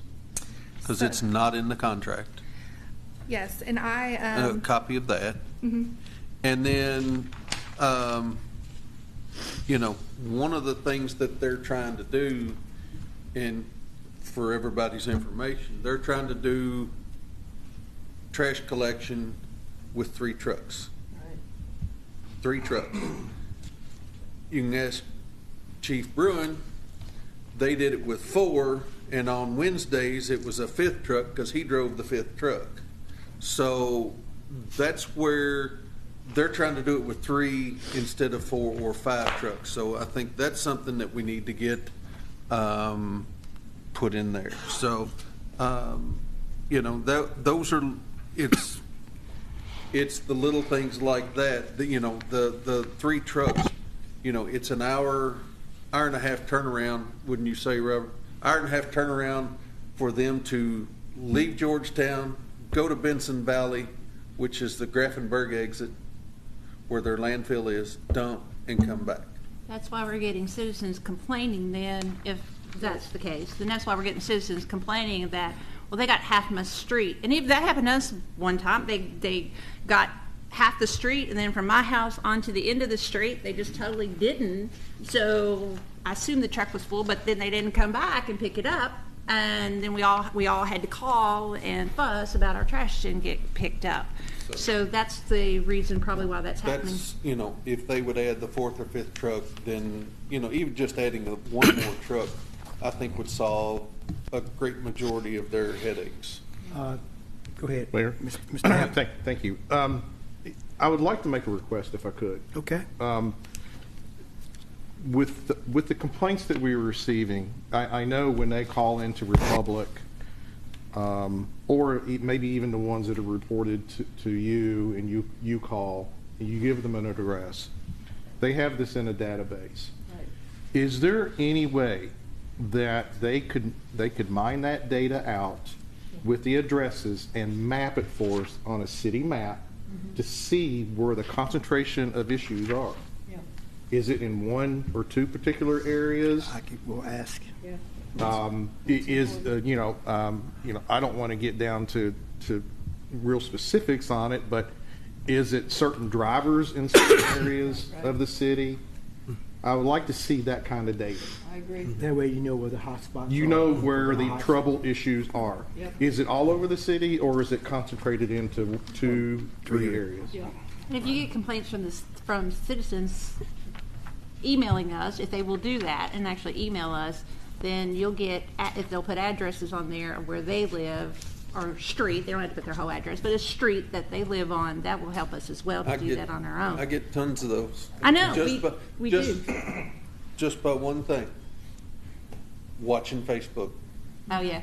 Because that's what it does. Yeah. And they tag me in the posts, and so that's how I get a lot of the complaints. And I do forward them on all to the mayor, so he is well aware of them. And all during the snow event, I hate to do this, but I burned his phone up with those complaints. But here's what part of the problem is: you're burning his phone up with those complaints because he is the one that has to oversee the contract. Bless your heart. But you're burning his phone up, but they're not seem to get fixed. You had Popular Street that was over 2.5 weeks before they got picked up. You had No Court that got missed on several occasions. I don't know if they. I think they were like 3 weeks. You're talking about Pleasant Valley was all that time. Right. I sent all those in. So it wasn't just Right, and from Stone and also from Crisp, and when people send it to me, I get the information to them. I send it to them, and I specifically put the address in. And if he doesn't have the address, or it's not sent to me that way, he will ask, "What is the address?" And I think what you were asking about mapping, having that information on there, I think, and I will ask him, is that possible to do that, to do mapping, to say, hey, send me the data showing, here are the calls that you got, show me where it is, that would include anybody on a missed street or whatever, so I can see exactly where are the issues at. If we're talking about, Pleasant Valley is the only place where you see the most hotspot, then that's where we need to go. I mean, you have these sporadic places. Maybe Gano gets missed this week, but next week will be Mount Vernon. So that kind of data will help me understand where the target spots is. That makes the one sense. thing I don't like about Republic, and I'll say this straight out because they've done this to me, is now at the home, it's only been that one time, but at the business, the way we're situated in there, they miss us. But our regular guy, he doesn't. I have a great relationship with him. But when they switch off to a new driver, they don't understand. We're kind of hidden in there, so they don't understand. So I'll get on the phone, call Republic, and then I'll get some information that is not accurate from them. Even one time they said, "Oh, we haven't been on your street." I walked up the street. They'd been on the rest of the street. They hadn't hit me. And I'm like, "You're making this stuff up. Tell me what actually happened, that your guy accidentally missed me, but get back over here and get me picked up." So it's not easy to have a conversation with Republic sometimes. So I understand why the public gets frustrated with it and understands why they just kind of throw their hands up. So I don't want them to throw their hands up. I want them to send us data, because Facebook, you can't track it. But if you send an email to the city server, that's why I had to get a city email account, there's a record, and I want the record. But if 10 people do it, well, we got no problem. But if 500 do it, we got a problem. So from what I'm hearing here, so I think the thing we need to do is she'll do more investigating, but try to having a conversation with them and said about mapping. Said, hey, so when I'm seeing this data in, if you can plug it in somewhere so I know where the hot spots is, would be good. And Greg, correct me if I'm wrong, because we were on this. They were developing the app that was going to tell you how far away from their house you were. Yeah. So we need to find out if that app is up and running, or what the status of that is, because that's going to give us our mapping. Okay, so that's the tracking app that you talked about. Right. And it's supposed to be able to tell you exactly where they located and how much time it's going to be before they get to your location. So that's something I will also check on that too. All right? I think they've stopped the communication. We talked about And that. you talking about, they used to send out these blasts on when they're going to miss something, so communication. They said some communications that was posted and Blast. city posted, and they didn't follow the communications that they posted. Okay, blast, check. Okay, all right, Mr. Minky, you said you wanted to go ahead. Yeah. So again, there's no question there are issues, and they're documented and things like that. As a council, though, we're not in the business of running their business. Just like as a council, we can't direct the departments. That's the mayor's job. In this case, it's Republic's job to pick up the trash. But they do owe us the opportunity of understanding what issues have they identified and what are they working on, and what's the schedule to do that, so that we can hold them accountable to those resolutions to the problems that are there. If they're not giving us the right type of data that helps them understand the full extent of their problems, as Greg had mentioned, I think that just shows that we're a good partner. We're not out to get them, but we're trying to help them fulfill their contract and serve our cities so that we can continue to have this operation, this mutual partnership. I think we need to approach it in a very positive way, because there are lots of problems out there, and I know they've reported in the past. There are a number of solutions that they're working on. They just need to update us. Everything comes down to communication, and it hasn't been good, obviously, and so that's one of the problems that we want them to improve on. And this app and those kinds of things, what's the status of all of that, and being able to do that. I know the mayor and I have had a number of conversations, and he's shared a lot of things that I know that they're feeding back, which were very appropriate countermeasures to these problems. Now, where do they stand, and how quickly are they being implemented? Because obviously if trash is building up, it needs to be fixed as quickly as possible. And again, expectations we need to be on the same page of what the expectations are, and we don't need to be running their business. And I don't think we are on the same page with the expectations, because our community expects them to pick up the garbage in a timely fashion and to be neat and clean about it. Right. Is the expectation. And we've not received that at 100%. Sure.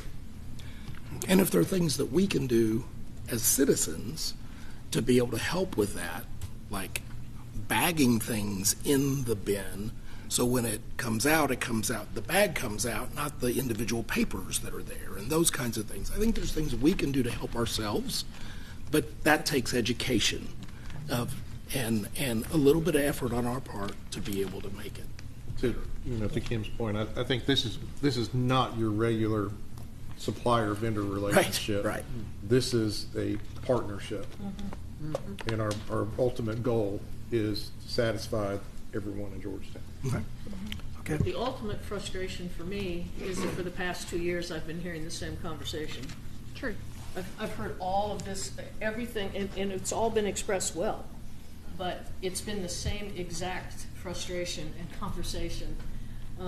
Yeah, we need more education. We've talked about that for the past 2 years. We need people to bag it. We've talked about that for the last 2 years. We've got trash all over, blowing out of the truck. It's a problem. It doesn't seem to be getting better, and somehow we need to put some screws to the problem. And if their contract doesn't allow us to put the screw, that's my question. Does the contract allow any screws other than conversation? Is what I'm searching for, the current, because if it doesn't, we supported a lousy contract. But we will learn for the next one not to let these vague interpretations be there and put them down into concrete. I would say there's a lot of room for improvement. She says that because she didn't write that contract.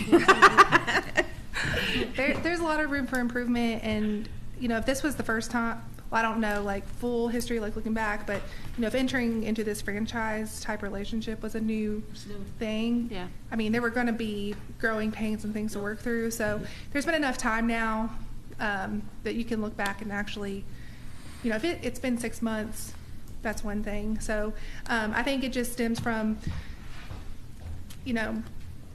step one, let's try to have the conversation to see if there's any openness to make those improvements. The improvements that I think the city should bring to the table are the ones that we want to see. So clarifying some of the terms to clearly set those expectations, so if problems continue, it is easier to bring it up and show specifically here's how this specific expectation is not being met.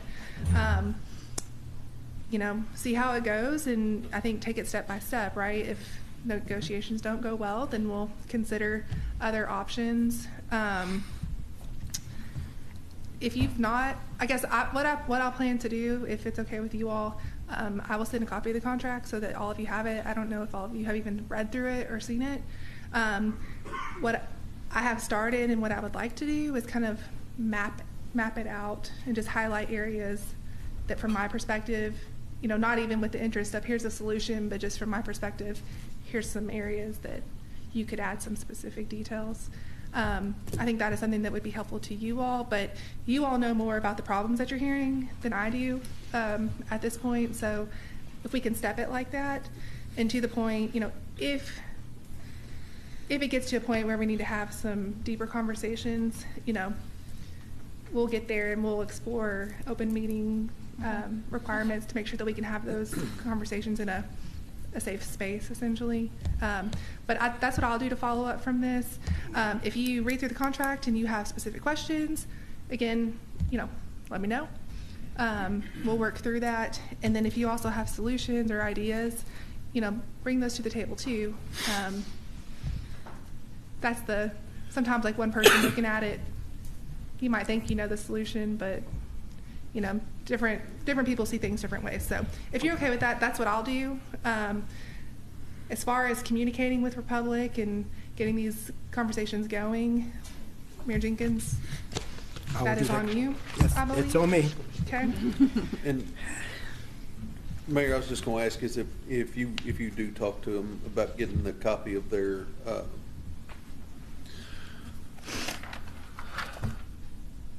performance bond.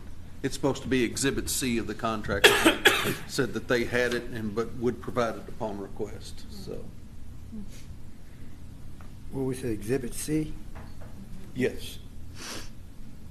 All right. All right. Any other questions or discussion on this topic? Okay. All righty. Is there any other? No, sir. No.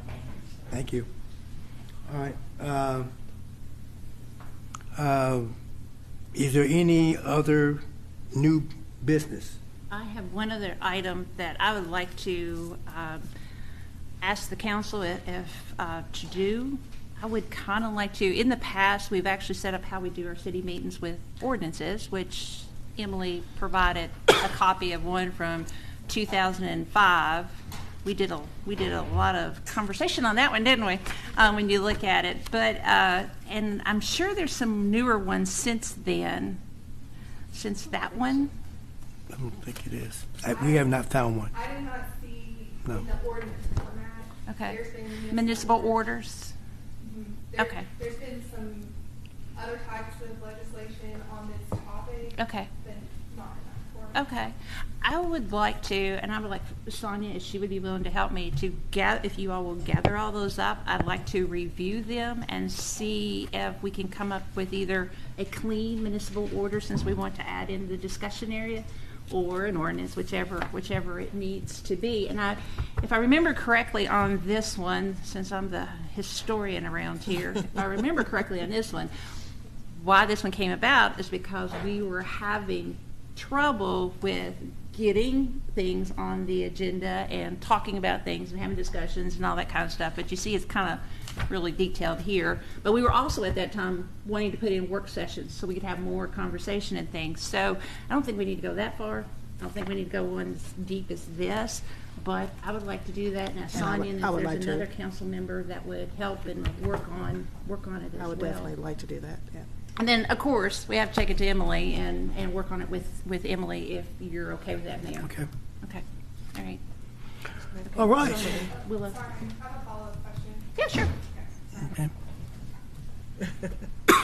So when you're saying, with you two working together, are you wanting to, it's not entirely formal, but like, are you talking about forming kind of like an ad hoc committee to look at it, or are you just looking at? No, informally, but just let the public know who's interested in doing it, and keeping it within open records or open meetings, that kind of stuff. So just, we could talk about it throw it out there, Sounds like we just might need a discuss subcommittee, and if bring so, some we stuff. might need to appoint her by now. Well, I think you have a couple of options. I think what you're talking about is perfectly fine. Mhm. You all as a body just need to be mindful that this is now a topic of city business. And Right. so in your conversations outside Right. of this room, you just need to be mindful That- of the rules that apply to open meetings on that Absolutely. topic. But you do have the other option that if you want to take that step a little further and create, in the idea of the open meetings, right, create a committee where you're still having those public conversations and working through that, you can do that. I just wanted to make sure, just clarifying scope of what you're looking at.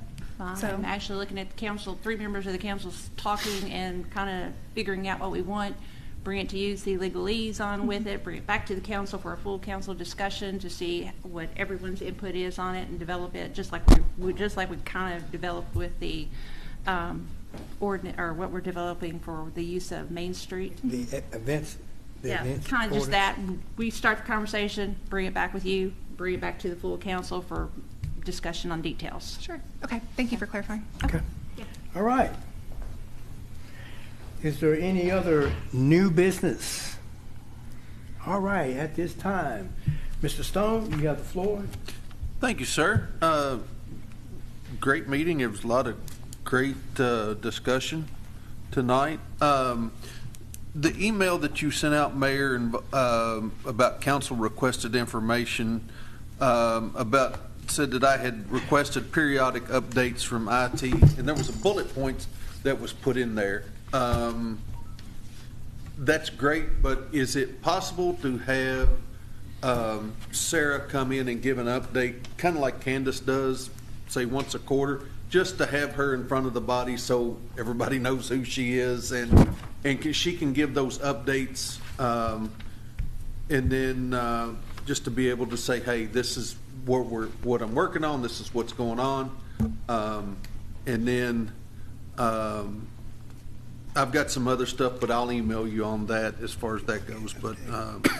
But that's just one of the things that I wanted, just so, because I've had some people that have asked about, the IT position. And so I said, look, I'll see about just getting her to come in and do a quarterly update, and just so people can say, we can say she's here, she's done it, and then,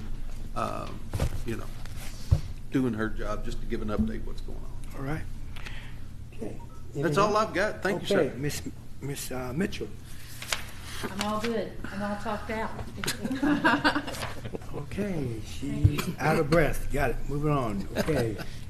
Mr. Hampton. Same here. I've said enough. All right. Ms. Brent. I'm good, thank you. I'm good, Mayor. Ooh. Okay. I'm going to break the streak. I'm sorry. Don't make Very me quick, look bad. very quickly. Yeah. So you should have gotten a flyer on KLC, the city day and night activity. There are some things at the legislative level that will greatly impact this community and our operations. And so, anytime we have the opportunity to be able to talk with our elected folks, it's beneficial so they understand from us what the issues are. And I just encourage you to participate in this. It's Wednesday, February 26th. And I'm happy to help coordinate those conversations with our elected folks, as well as participation in the other events of that day. And That's the city night thing? Yeah, it's city day and city night. City day and night. And that's obviously in Frankfurt. That's it. All right. Ms. Sams. I am all good. All right. I have something brief to say. About a week ago, during the snow and all the blizzard conditions, which challenged everybody, we had, I was contacted by a downtown business owner that said the parking on Broadway was really tough for all of the business owners at that point. And he asked me if there was anything I could do about that. I told him I'd contact the mayor. I did, and Mr. Mayor contacted Robert, and probably within an hour or two, that constituent sent me pictures of the parking, and it had been cleared. So that was just an incredible job of getting that clear.